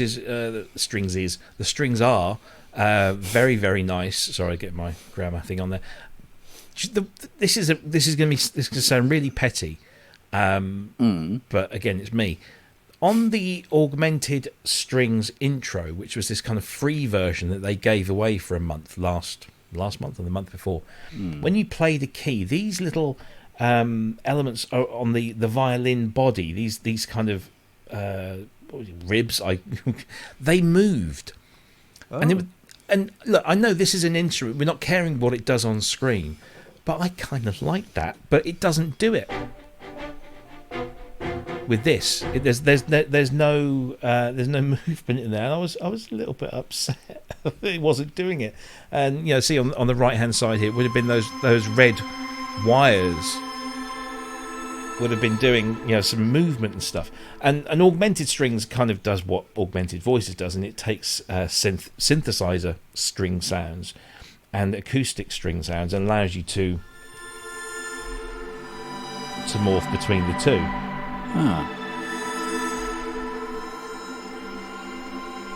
With the same color, time and motion effects, delay and reverb. So again, it's a very familiar interface, very simple way of going through things. I wasn't massively keen on this. I like it, but I when I want strings, I want strings. When I want synthesizer strings, I'll go for synthesizer strings. I don't necessarily find myself wanting to blend the two. However, that said, I've gone through some of the patches here and thought, oh, that's quite nice, quite like that. So again, it's an acquired taste, I suppose. And again, more people, there might be a bunch of people that go, oh, I love this bit. And maybe some not so much. Well, like Ty was saying the other week, it's quite in vogue at the minute, isn't it? That sound. Is. So yeah. And UVI have just released something that was I can't remember the name of it now, but that was synthesizer and strings and acoustic strings mixed together. I think it's Augmented Orchestra, isn't it? That's it, because it had a very similar name, Augmented Orchestra. Yeah. Well, see, the thing is, the whole string library thing is done. Pretty much. It can't really be improved on now, so they've got to find other things to do with these, with this technology. Very true. Yeah. Very true. One of the other new instruments that was introduced with V Collection 4 was Korg's MS-20. And before we talk about the actual instrument, I wanted to sort of say I was dead surprised that Arturia had made a Korg plugin, specifically the MS-20, that also had the Korg logo on it, and they called it the Korg MS-20. So there was literally no ambiguity about, sometimes you have to be a little bit ambiguous. So it suggests to me, and I'm sure that somebody will be able to clarify, but it suggests to me that this was an agreed thing, that Korg said, I don't think Arturia is silly enough to go out on a limb and just stick a Korg badge on and call it a Korg MS-20, especially when Korg make an MS-20 plugin themselves, which is a very good MS-20 plugin. So there you go. But that was my first thought. It had nothing to do with the actual use of the instrument itself. But I mean, let me just bring this up for our viewers. So here is the MS-20 V, as it's called, and as you say, it's got the Korg synthesizer, a little box there which you could uncover some extra controls in if you click on that. But it has a very distinctive Korg front panel. It's pretty much identical, and has that Korg MS-20 kind of fizzy in your face sound. It also features the sequencer, which you can bring in from the top there as well. So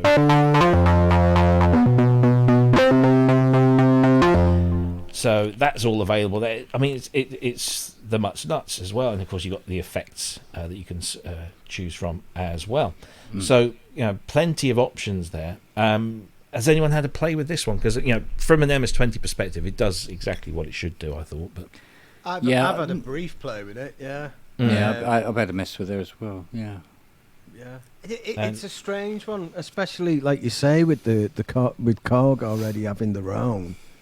This seems to be like an approved, a licensed thing. Almost. It does seem. It seems weird. Let me just. I don't know how close I can get these side by side. I mean, the Korg one has has a nicer kind of front panel, bigger front panel to it, and they've not gone on so much about the keyboard. This kind of skeuomorphic kind of keyboard on there. But again, Korg have done a really good job with these. They've got a great, patch browser here, so banks and then types and then programs, and you can mess around and dig into that there. I don't know. It seems strange that, particularly that Korg have recently updated all of their instruments, and then they must have allowed Arturia to do this. But that said, if you want the Korg MS-20 sound, you're sport for choice, and the Arturia one is as good as the Korg one. Yeah, maybe slightly better. I don't know. I mean, I'm just trying to. I can't remember. Does this have? Because you've got the effects which kind of go because it used to have. I don't know if it still has. The K-oscillator style controls where you could sort of unless that was just the iPad version. Yeah, it might have been. Yeah. I was just trying. I can't remember if this has got the sequencer in here. I'm not sure if it has. It would be odd if it didn't. It's got sequencer. Let's just choose. I don't know. There's no. And maybe they're treating that like a separate product, really. Yeah, I just. Thing is, my glasses. I've got these new varifocals. I've had varifocals for a while, but the intermediate range, which is what I would use to look at my computer screen, is so small that to get get that right point, I have to sort of get it, and then I can't move my head, otherwise it all goes blurry again. But anyway, I mean, I actually quite like the fact that you've got the the sequencer, because that was one of the things I really loved about the iOS version, the IMS20, which came out years ago. And I think still is available or still usable on old iPads, is you had a full screen, I don't know what the model number was of the Korg sequencer, but it was, very much like what you see here. And you could get some really nice things going on. But say the hardware is known for that kind of screaming, raucous, unruly behaviour sonically. It's not a bad thing. It seems like a really good emulation of the MS to me. Yeah. Now, I've nailed it. Let's move on to the next one. Again, this is one that Kent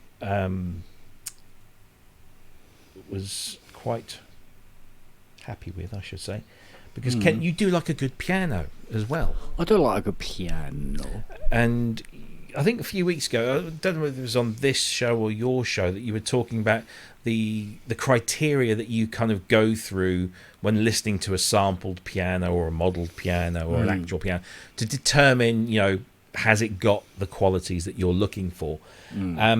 Did Arturia's Piano V pass your test? Yeah, I mean, it was sort of like giving everything that I wanted. But it was also very bizarre how I was always under the impression that the physically modelled pianos weren't as good. Whereas, these are really nice pianos, really nice. Yeah. One of the things I noticed about these when they first brought Piano V out, because this is now version 3. I thought that for the most part they were decent pianos, but they still had something about them that screamed synthetic. That there was some features, some elements of the tone that just didn't sound quite right compared to, and this because I haven't got an acoustic piano here, but compared to some high quality piano libraries that I've got, sample based libraries. Yeah. That did have those qualities, this slightly didn't.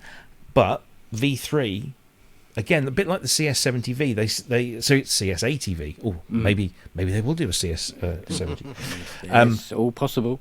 All possible, but maybe like that, they've just tinkered enough with it to get rid of that, because one of the things that I really like about any piano library is having all of these different options, not only to shape the sound, but to hear all the other bits of a piano. Because, a piano isn't just keys and strings. There's hammers and there's mechanical movements going on. And you can dig right into that here. So you've got the hammer noises that you can mess around with. Yeah. The key release noises, the sustain pedal noises. That I find... It was something that I kept for many years. I would listen to these piano libraries and just think, no, there's just something missing, and I don't know what it is. And then somebody recommended a piano library to me that had pedal noises, and that was it. That was the thing. It was just missing those mechanical noises that you don't necessarily pick out. Yeah. But if they're not there, you miss them. Yes, exactly. And you can mess around with the tunings and the age of the strings and the hammer action, the hammer positions, the dynamics, the mic types and the mic positioning. So you can have the classical at the front, or the home by the side, or the pop settings, the mono settings. You can increase the amount of ambient mic going on. I mean, it does sound great. And talking of sound, I mean, come on, somebody play us something on the piano so we can hear it.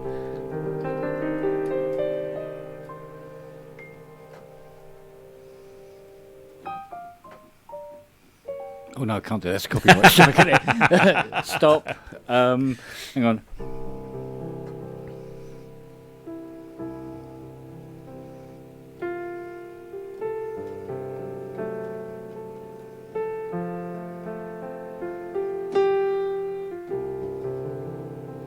I'm trying to think of something to play. You're under pressure. Whoa. Yeah. The kick drum. Yeah, and it's got that really nice, you know. I mean, it rings. It does ring nicely. It rings true, yeah. Yeah, absolutely. I mean, in terms of models, you've got in this one an American grand, a German grand, and a Japanese grand. So and the pop grand as well. Then you've got upright, so you've got classical, jazz, pop. Then you got piano bar, plucked grand, tack upright, which is that very metallic sound because it's using tacks on the hammers. Yeah. It's almost like an M1. Indeed, yeah. Yeah. There's a glass grand, which I don't really know. I've never listened to or never played. So I'll just got to take their word for it for that one. And then there's a metal grand as well. Yeah. Which you can hear the qualities, but certainly the Japanese grand is one of my favourites. And I haven't got any effects on that whatsoever. But and again, with the effects you've got, there's a nice equalizer on there, 3-band, plus a compressor, preamp, and there's a reverb in there. And these are reverbs based on the models that you get in the FX collection as well. And then you got your room reverbs, your studio reverbs, and clubs, and so on and so forth. Wouldn't it be good if it detected that you had the FX collection and put those reverbs in there? It would. Properly? Yeah, I think do UVI do that? Because I've noticed Spark Verb in there on Falcon. Yes. Right. So UVI do, so Spark Verb, Thorus. I can't remember what they're. There's a couple of others, but yeah, they've got basically the core of the algorithms in. That'd be a nice touch. That you've got like the original effects, but if you have upgraded, then like you can with the Analog Lab, you bring up a synth and you've got the effects that you've put in there as well. Yeah, absolutely. Yeah. So that's Piano V3. So hugely improved, in my opinion. And if it gets Kent's stamp of approval, then the other good thing about this, because when you're buying this pack, it kind of works out that each instrument is working out to be about £19. I know, it's silly. Now you try and find a piano library like that for 19 quid. Yeah. Oh wait, exactly. Yeah. Do you know what I mean? So. I know Arturia do come in for a lot of grief, particularly at upgrade time, for their what is perceived as a rather what's the word I'm looking for, miserly upgrade costs. They do to get a really significant discount. I mean, Ben, if you don't mind me asking, do you remember how much you paid to upgrade to 9? Because you had 8, didn't you? I think it was 129, but that's because I bought that SQ8 thing in the meantime. Of course, so, yeah. So if you hadn't bought that, it'd probably be like 199 or something, wouldn't it? Yeah, they kind of round it. And a lot of people complain about their upgrade pricing, but as Kent has just said, even if you take into account that upgrade price and divide it by the amount of just the new and upgraded instruments, you're still getting that really low average price per instrument. I think the version 480 is about 199, isn't it? On its own, standalone. Yeah, I think so. Yeah. So yeah, I mean, I sometimes sit here and think, God, I'm so glad I don't work for Arturia, getting a lot of this kind of online grief about their pricing.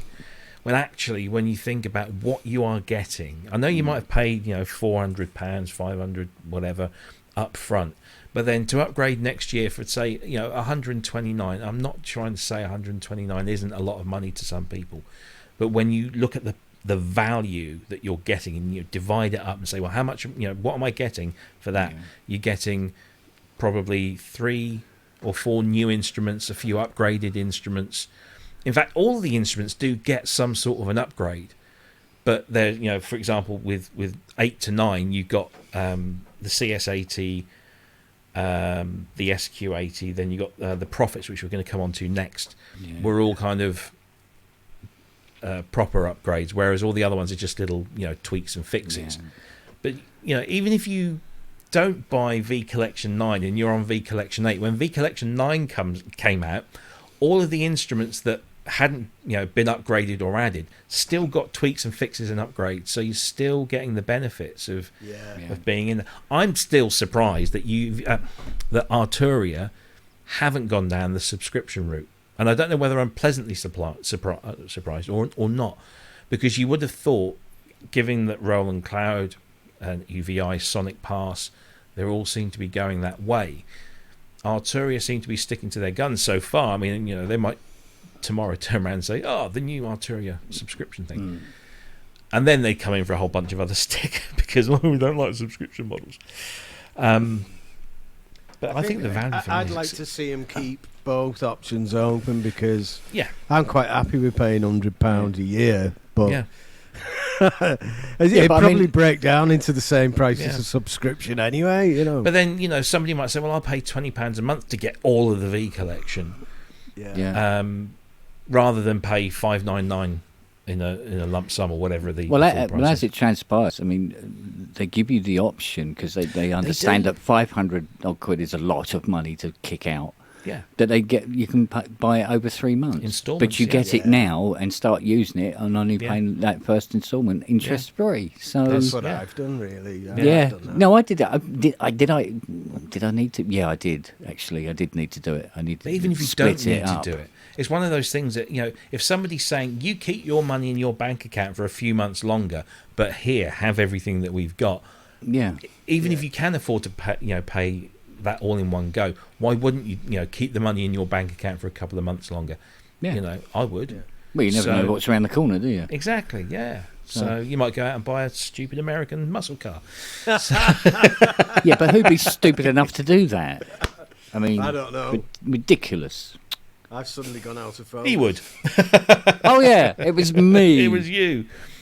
Yeah, put your hand up in front of the camera, then take it away again. Oh, there you go. You're back again. You're back in the room. Yeah, I don't know what's going on. It's because I'm on a different computer, you see. Yeah, and you're probably sitting further away as well than you normally do. So let's talk about profits, because we like talking about profits. So if you remember before in V Collection, the Prophet-5 or and the Prophet VS were one instrument, and you could choose one or the other, or this kind of hybrid that you could mess around with. And I always wondered why they did that, because the Prophet-5 and the Prophet VS are two distinctly different instruments apart from the Prophet bit of the name. So it's nice to see now that these are two individual instruments. You have the Prophet VS that does all of the things that the Prophet VS does really, really nicely. This is his lovely, vector synthesis.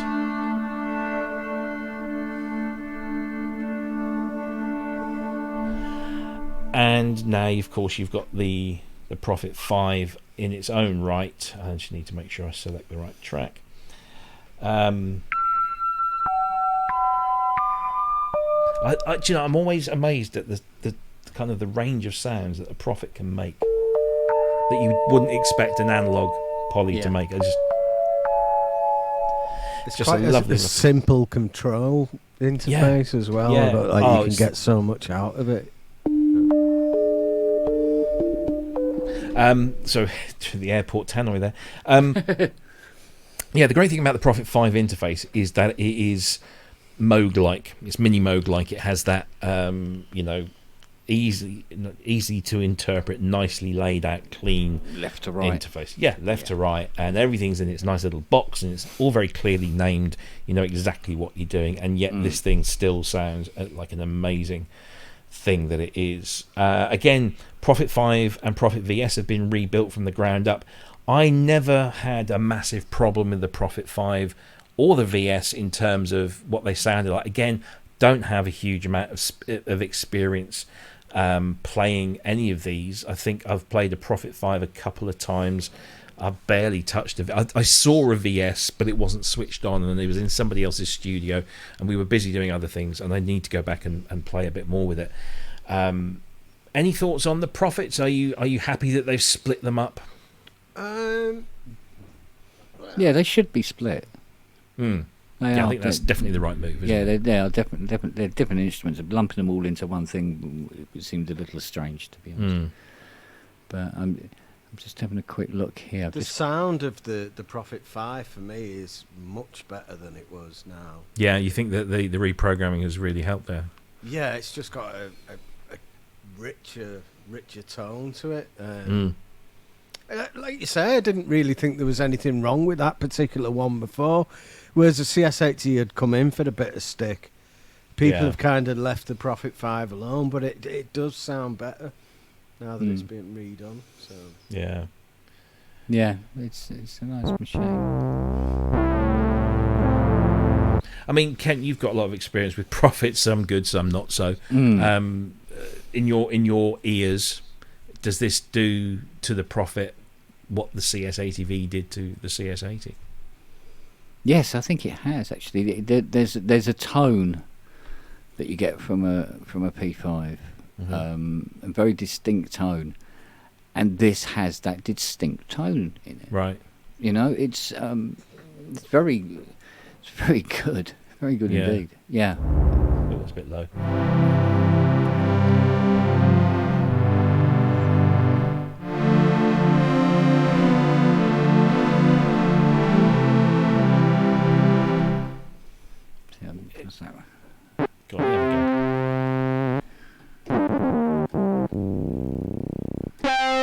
Yeah, it's definitely there. It syncs, yeah. Yeah, it's definitely there.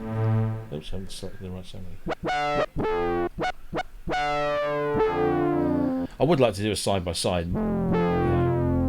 Yeah. I don't think we've got a 5 here, but we haven't. Not at the moment. Really? Yeah. You do surprise me. Got 3 80s coming this week, though. Oh, jeez. But not 5, no. Yeah. What about the VS? I mean, I do like a bit of vector synthesis. And of course, the VS was that first foray into it that Chris Meyer and obviously Dave Smith worked on. That then went into SY territory, the Yamahas, and of course WaveStation with Korg. There's something about vector synthesis. It's just it's nice and simple to get lots of tones out of a single patch, isn't it? My main experience with vector synthesis was the SY22, was it? Yeah. That's the only real experience I've got with them. Yeah. But I did like that. I thought that was a great kit. Oh. Yeah, I've never played an original, but it does. I do like this thing. Let me just show you this on. Let's bring the screen up again.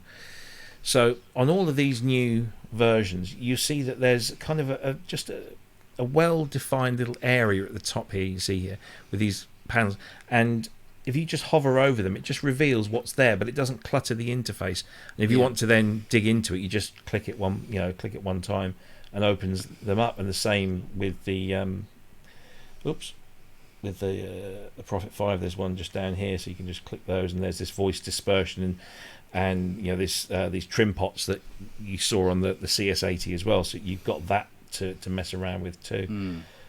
So they've put a lot of thought into the visual design as well. And I mean, one of the things that I used to criticise V Collection for, and I was quite vocal about it, was the bloody awful interfaces early on. Like version 3, everything was like really small, and difficult to see, and you couldn't mess around with the sizes. And then eventually they phased in this whole resizing function. I still wish it was just like what they call it, scalable, where you can just click on the corner and then just drag and just make it big just by doing that, rather than their method, which involves you having just, I mean, it's not a big deal, but you just go in and then just choose resize window. You can zoom in and zoom out, but you have to do it, I think, through this. I'm not sure if you can hotkey that. You do that zoom in, and that just takes you to the next level. It would be interesting. I should have checked that out before I started talking and criticizing. But you might be able to hotkey that. But still, I mean, one of the problems I encountered, and I was encountering this before we came on air, was that I've got a 27-inch screen here and a 24-inch screen over there. Now, most of the time I'm doing my work on the 27-inch, but if I want to stick that over to the second monitor, then sometimes when you drag everything over, the plug-in windows, if they're not in the right position, when they go over to the second screen, they're too big for it, and the top bar is off the monitor, and you can't then grab hold of it and resize it because you can't access that little menu button. So but that's more of a thing. That's not an Arturia thing. It's a bit of a pain, though, isn't it? Yeah. It's a little bit of a pain. And if the window was draggable, as the scalability was draggable, if I know that's the right terminology, it would be a lot easier to manage. No, they're not on the Arturia ones. You can grab them, but you can't change the size of the window unless you actually go into the drop down and choose the resize option. And I'm not going to shoot them in the face for that, because I complained so long about them not being able to be changed, that now that you can change them, it just seems seems fair that I say fine, whatever, I'll deal with the other things. But nice to see the Prophets undocked and given their own thing. So I think we've covered all the new stuff. So we've covered the Augmenteds, we've covered the new CS80 version, the Prophet versions, the piano. We've spoken about MS-20 as well, which I think is a really good MS-20, but I'm just perplexed as to how and why that whole thing came about. I'd love to speak to somebody there, maybe. The other thing that got added to V Collection was, of course, SQ80 V, which, as we know, was already a thing as an independent instrument. Just thinking, I know that, Ben, you've had it for a while. I've not played too much with it. How has that aged in the last year or so? Is it still something you really enjoy? Yeah, it's got it's one of my favourites actually in the collection. That and surprisingly, the Casio CZ. Oh yes, the CZ. I think they've just got a lovely tone to them. That if you forget, like that's why I sometimes like using the analog lab thing, because I don't like to be swayed by, this is a synclavier, it must be good, It's like I just want to hear the sound and then worry about what it is at a later point, if that's even necessary. And a lot of the sounds that I like are coming off this SQ8 or the CZ. They're the ones that get me. Yeah. And it's funny that we mentioned pianos before as well, because I tend to like the really unrealistic pianos, something that sounds a bit between a synth and a Wurlitzer. Right. That's like what I tend to use. I think it's, I don't use the realistic stuff very much. I prefer the synthetic sounding crap stuff. Yeah. No. Well, each their own. The other thing that changed, it was only a subtle change. So Arturia brought out what was then called the OBXAV, and it has changed ever so slightly.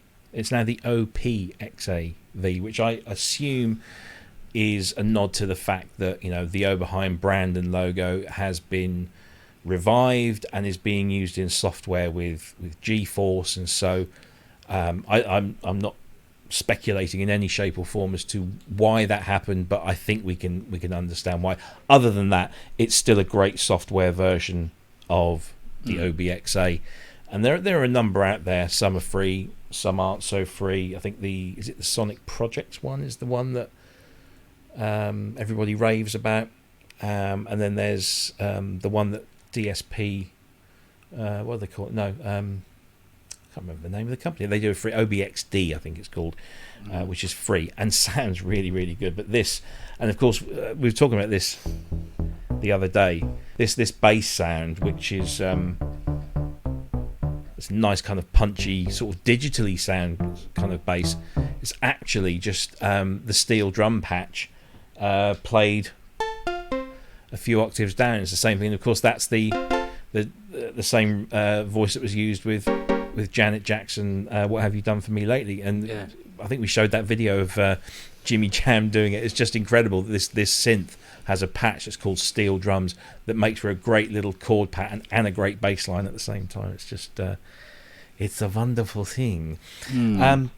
So yeah, I think that's pretty much all of the new bits covered, and the updated bits. I mean, out of the whole collection, do you have a specific favourite or favourites that you use all the time?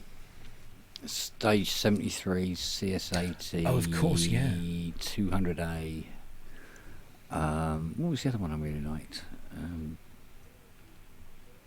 The Augmenteds as well. Okay, yeah. Yeah. Because, you just remind me, you really rate that Stage 73, don't you? Yeah, I love it. Yeah, Yeah. I love it. Yeah. Ben, how about you? I just like all the retro sounding stuff. Anything that sounds retro, like the CS80, the Oberheims, but like I say, really like the SQ8 and the CZ. I think they're particularly fizzy sounding, and I like that. You know? Yeah. So overall, I mean, you consider the amount of money that you or somebody else might pay for this collection. Do you think it represents, like great value for money, considering all the other kind of offerings that you've got out there, like the UVI Sonic Parcel, the Roland Cloud, or even as individual instruments, if they're not buying them in a collection? Well, certainly the best collection that isn't a subscription. Definitely, yeah. There's a tagline: the best collection that isn't a subscription. I think I'm surrounded by hardware here, and the better this stuff gets, the less the less reliant you are on this stuff. Yeah. It's like, to get up and running quickly, you don't use the hardware, you use the software.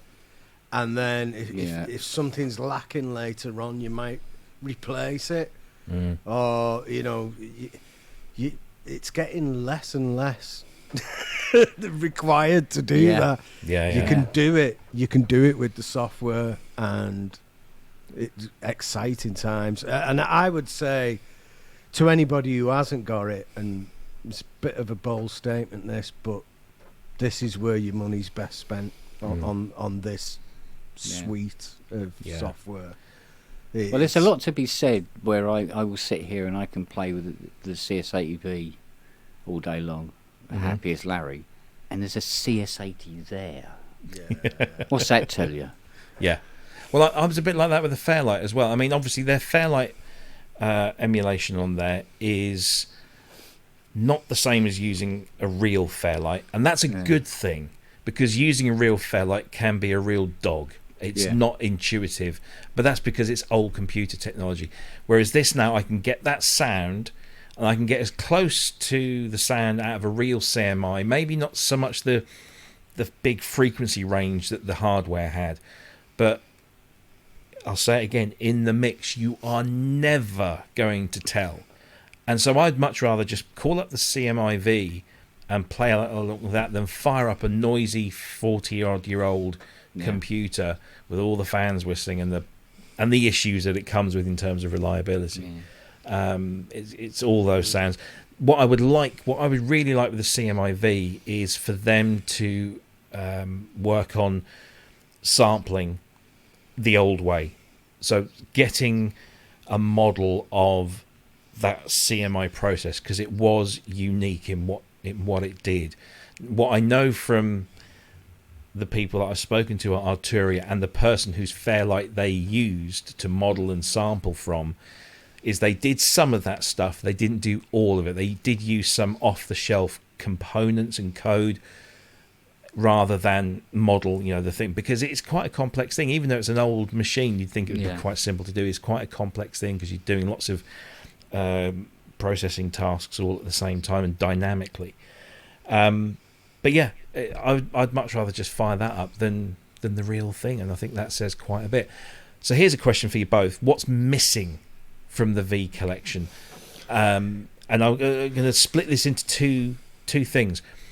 What's missing that you would like to see there, but what's also missing that needs to be in there, whether it's your favourite synth or not? Is it missing a certain type of instrument rather than, say, your favourite synth of choice? Oh, right, yeah. It might be the same answer for both or not, but, because I've got one. You have? Yeah, but I'll wait for you first. Because I have control. I'd like to see a Pro One in there. Okay, so like a I think American mono. Yuhi have done a great job with the Repo one, but to make it an all-in-one, but I think that's what you mean. Yeah, that's that what you fit mean. in nice. That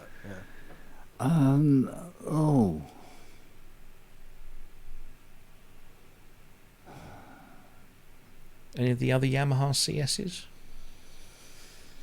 Maybe the 40 or the 70, or even the 15 or something, or an SY2. Yeah, I mean, because they all kind of sound the same, really, in their own way. Apart from the 40 and the 20 are very different sounding, but. Normally you can get pretty close to it with an 80 anyway, so I don't really know. Something perhaps quite bizarre, like, I don't know, Mirage. Or Powertran Polysynth. Powertran Polysynth. Yeah. Or something really sort of like, what the hell kind of thing. Yeah. Who knows what they'll add next? They're going to have to keep adding stuff, aren't they? So come in, Robbie. It's a great thing. So the one thing that I think is missing that needs to be there, regardless of what my favourite thing is a drum machine. I would like to see a vintage drum machine or two. So whether it's a Lin or an Oberheim or even something like mini pops. CR78. Yes, CR78. I mean, that's something that I think Roland should do in their cloud. That what would be really nice though is that not only does it do the sounds of the obviously of the drum machine, but especially with the older analog ones, but not only do the sounds, and you can make up your own rhythms. But when you push the buttons, it faithfully plays the rhythms as well. Yeah. Yeah. I mean, I'm a big fan of sample-based drum machines for fairly obvious reasons. But I know, there is a plugin by Ali James, the V-Prom, which is based on the Lin drum, although he had to change the name to, get out of some legal things. And I know that the Lin drum samples are very well protected by Bruce Forat, so I don't know whether doing a Lin drum plugin, because that would be my that would be if you could have a drum machine that allowed you to switch between the LM1 and the Lin drum, so you can have both of those, that would be great. Oberheim, is it DMX? Or the DX and the DMX, that would be great. Just as a small pedal back here, does the Roland Cloud do the Roland drum machines? It does some of them. So it does a 606, an 808, a 909.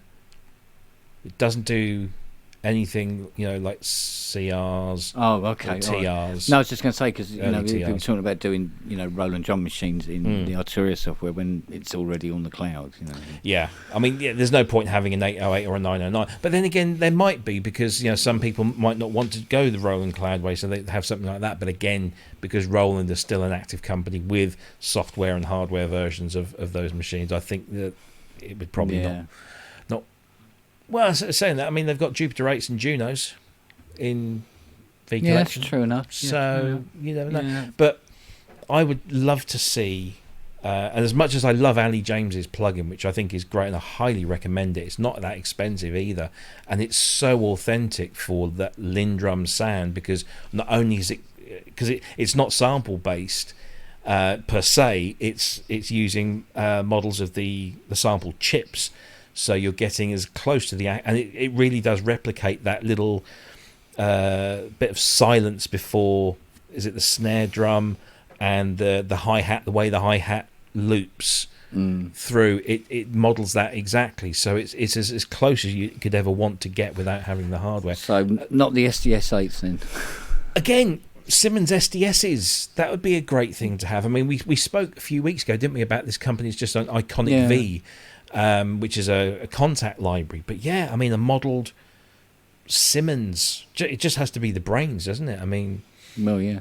And that would be great. And to make it a playable from an E-drum kit would be even better. But I just think that V Collection is severely lacking, and it has never had a drum machine in it.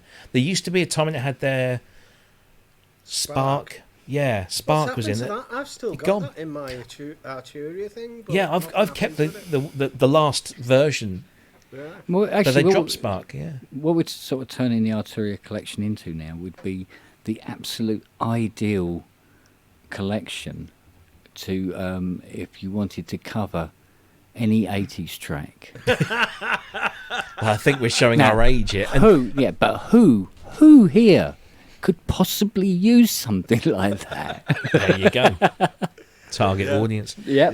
Yeah. But It's fantastic. and I really think it's missing a drum machine. I really do. I think that if it had either a single drum machine like a Leon or an Oberheim or something, that'd be great. Or if they reintroduced something like Spark, which I think that had a decent set of those kind of vintage samples in there. But I think it's missing that.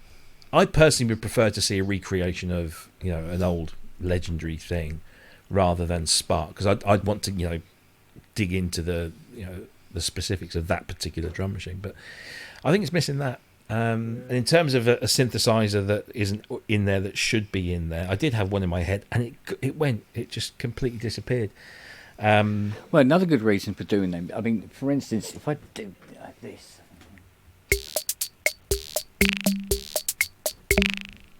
Yeah. I've seen one of them for sale for nearly $2,000. And that's the So there's a- 7? That's the SR95, Oh, yes, I'm 95. which is based on the mini pops. Yes. Type thing. Yeah. Sounded Well, nice. it's not based. It is exactly. It is that machine. It's a different case. And at those sort of prices, Arturia, go on in, whack it in. Let's have it. That's Yeah, absolutely. No. So, I'd like to see... Arturia, if you're watching this, I hope you are. Yeah. Drum machines. And a stone phaser. Oh, and a stone phaser in the effects. Yeah, that'd some be of that. nice. But I think the we've... Bifron phaser is good though, isn't it? It is, That yes, is it's good. really Yeah. good. It's really good in FX, yeah. So, I mean, I think we've covered most of it there. I would, hope to see that the collection continues to expand, and if they do decide to go down the subscription route, hopefully they'll keep the perpetual license thing for those that want to stick with that. But what a collection! And like you say, I mean. I can't remember which one of you said it, but you said if you've got this sort of money to lay down on a collection, this is the one for sure. And the fact that you can spread the payments, it makes it even better. It's one of the finest out there, and I love it. And every time I play around with it, I keep just thinking, oh yeah, I've forgotten about this, because there's so much in there. You forget about some of the things, and you rediscover them, and you just kind of get lost in them again. So Yeah. I'm going to make sure that my laptop is up to date with everything, and because I'm going to be out and about over the next few weekends, so I'll have that with me. So, gentlemen, thank you as always. It's been lovely. I'm very confused at the moment because I keep thinking it's Friday, but it's not for us anyway. Right now, it is for you watching it, but not for us. Anyway, listen. Thank you ever so much. Thank you for your time and your effort in getting this together and playing and talking about this wonderful collection. If you want Arturia V Collection, by the way, it's just arturia.com. Sign in with your account. You'll get your appropriate price offered to you for there. And of course, don't forget FX Collection 3 is also out now. Came out today. Gentlemen, Ben, let's come to you first. You've obviously, you've not been very well of late, and you're looking fantastic, and great to see you back on a regular basis. Feeling pretty much back to normal now. Yeah. Are you back on the road though? I'm supposed to be soon. Yeah. Cool. Quite looking forward to that. Also, I had a word with Vicky, and it looks as though it might be time to upgrade my studio computer, so I might be getting a Mac Studio. Oh, you lucky thing. You're not alone. Yeah. So I'm quite excited about that. Yeah. I bet. Yeah. No, nice one. Well, you're going to need to get gigging for that, though, aren't you? Yeah. It's kind of, I've got that van, haven't I? I'm supposed to be doing the van up, but instead of I'm going to need to buy a computer in the meantime, and then go back to doing the van up. Yeah, no, it makes sense. Makes sense. Well, look, it's great to hear you getting back on the road again. I'm sure the guys have missed you, and I know your fans have as well, because they've been complaining about it. Where's Ben? It's not the same without Ben. So, absolutely, well done. Yeah. And continued good recovery, and hope everything is okay, and good to have you back on board, mate. How about you, Mr. Spong? How's your weekend panning out? Is it going to be full of restorations? Are you going to put your feet up for a couple of days and play with the car instead? Because I bet that's a real drag, isn't it? Your work car. Yeah, I might be dropping exhaust manifolds Saturday. Okay. Taking them back, derusting them, and then spraying them up. Nice. It's silvery grey. And and I got me hot red paint as well. So there's a few things that need sorting out under there. Nice. And it's still a little lumpy. I'm going to put my airflow meter on the carbs. Okay. I think it might need balancing. Okay. I wish I was that way inclined. For a car, I just want the car to be modern, efficient, and work. And if it doesn't work, I know I can just take it to a garage. I never became mechanically minded as much as I wanted to. I can change the oil, can fill up the fluids, but anything more than that, I'm scared. I tell you what, if you want to make friends and just talk to everybody you meet, just buy a Mustang and park it out the front. My God, somebody knocked at the door yesterday. Well, rang the bell yesterday. Mm-hmm. I've never seen them before in my life, and they just wanted me to talk to them about the car. Amazing. So, okay. I used to have a job for 9 months where I used to go around knocking on doors. It's a shameful, horrible job, but what it did do was exactly that. When you came across a house that had a nice car on the drive, you wanted to go and knock that one so you could just forget the job. I don't want to sell you anything. Just tell me about this. Yeah. I think I managed to get a door with somebody who got a $4,000 Torino, all painted up in Starsky and Hutch style. Yeah. I found a guy that had an original Fiat 124 Rally in the red with the gold wheels, and he said, I was like, because I was really into my Fiats, and I was talking to him about it, and he said, "Do you want to buy it?" And I said, "I'd love to, but I don't think I've got enough money." He said, "Well, I'm going to Hong Kong next week. I'm literally moving to Hong Kong, never coming back. I need to sell this car. How much do you want to offer it?" And I said, "How much do you want?" And he was going to take $5,000 for it. And this was a mint 124 Rally. It was just, I didn't have $5,000. That's why I was doing a job knocking on doors. If I had $5,000, I wouldn't be doing that. Yeah. What else did I come across? An Alfa Romeo. What was it? It looks a bit like the Mustang. It's kind of like that kind of two-door coupe. Giulietta? No. Gallardo? No. It's had begin with an M. No, M, not O. MO. Chilago or something. No, Montreal. Oh. Montreal. Okay. Alfa Romeo Montreal.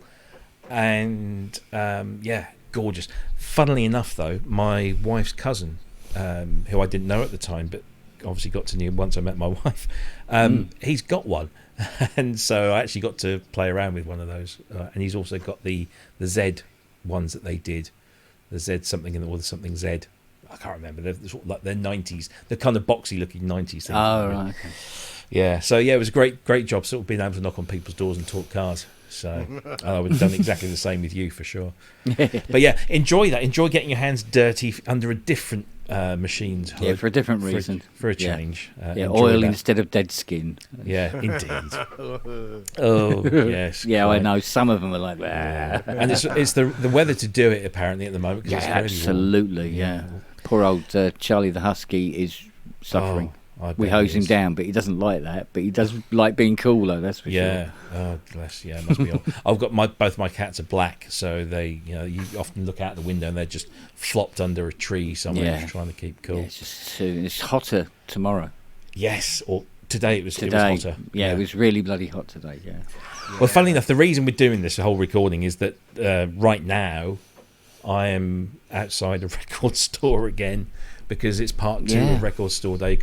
And even then, I got a message through today saying we haven't got all of the things, because the only reason they're doing it is because they couldn't make them all in time for the April thing.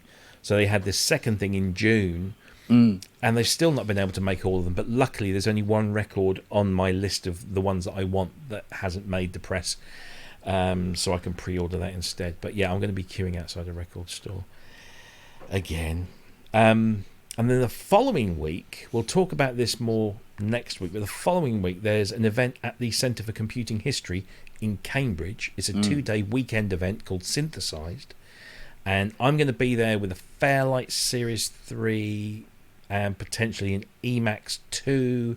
I'm going to take my Yamaha VSS 200 for shits and giggles, and I might squeeze a DX of some sort in there because I think people would expect me to do something like that. But there's going to be loads of other stuff there's going to be a whole bunch of circuit bent synths. Paul Soulsby is going to be there with all of his stuff. I know that our friend Charlotte, who occasionally watches the show, is going to be bringing her 808 up. So there's going to be a whole bunch of great synthesizers, all just laid out for you to come along and talk to the owners and play around with them and have your photos taken with them or do whatever. So that's the 25th and the 26th of June at the Centre for Computing History. I've posted the links in the Facebook chat, but that's next weekend. And then, of course, the weekend after that, Gearfest, Tileyard Studios. So I'll be there. Will you be able to come, Ben? I've got a gig on that day, unfortunately. Look at that. Get him on the guest list and he just, I don't know. I know, yeah. I was looking Anyway, for that as well. but yeah, Gearfest, Tileyard Studios, July 2nd. Looks like it's shaping up to be a really, really good show. So that'll be good. Yeah. Oh, and the week after that, I'm going to see ABBA, or virtual ABBA. Yeah, virtual ABBA. That'll be fun. So lots of weekends. Once that's done, I think all my weekends become free again for the summer holidays. So I can actually do some other things. More podcast recordings. So yeah. Cool stuff. All right, and guys, I'm going to let you go. It's getting late. Okay. And yeah, enjoy the rest of your Friday night. yes, yeah. And we will see you same time, same place next week. Next week, we've got the guys from Sonicware coming on the show. So maybe get some up-to-date news about Sample Trek, and that'll be really interesting. And we've been booking some other people coming up over the next few weeks. We might as well tell people this. We've got, say, Sonicware next week. A couple of weeks after that, we've got Christine Anderson, who's an amazing synthesist who has done a lot of stuff with Analog Solutions. A couple of weeks after that, we are hoping to have a very special show with our friend Manny Fernandez, and that's all I'm going to say on that at the moment, because we just need to kind of confirm the details. But Manny's going to be coming on with a very special instrument and maybe somebody else to play that instrument. Following that, we've got people like Dina Perlman coming back on the show and Mel Wesson coming back on the show, so lots and lots to look forward to over the summer months. So I hope you stick around. Don't forget to like, share and subscribe, and if you want to donate, the links are all there. Send us your thanks, your super chats, your super stickers. That'd be fantastic. And in the meantime, have a great weekend. We will see you all same time, same place next week. Thank you all, and goodbye. Bye.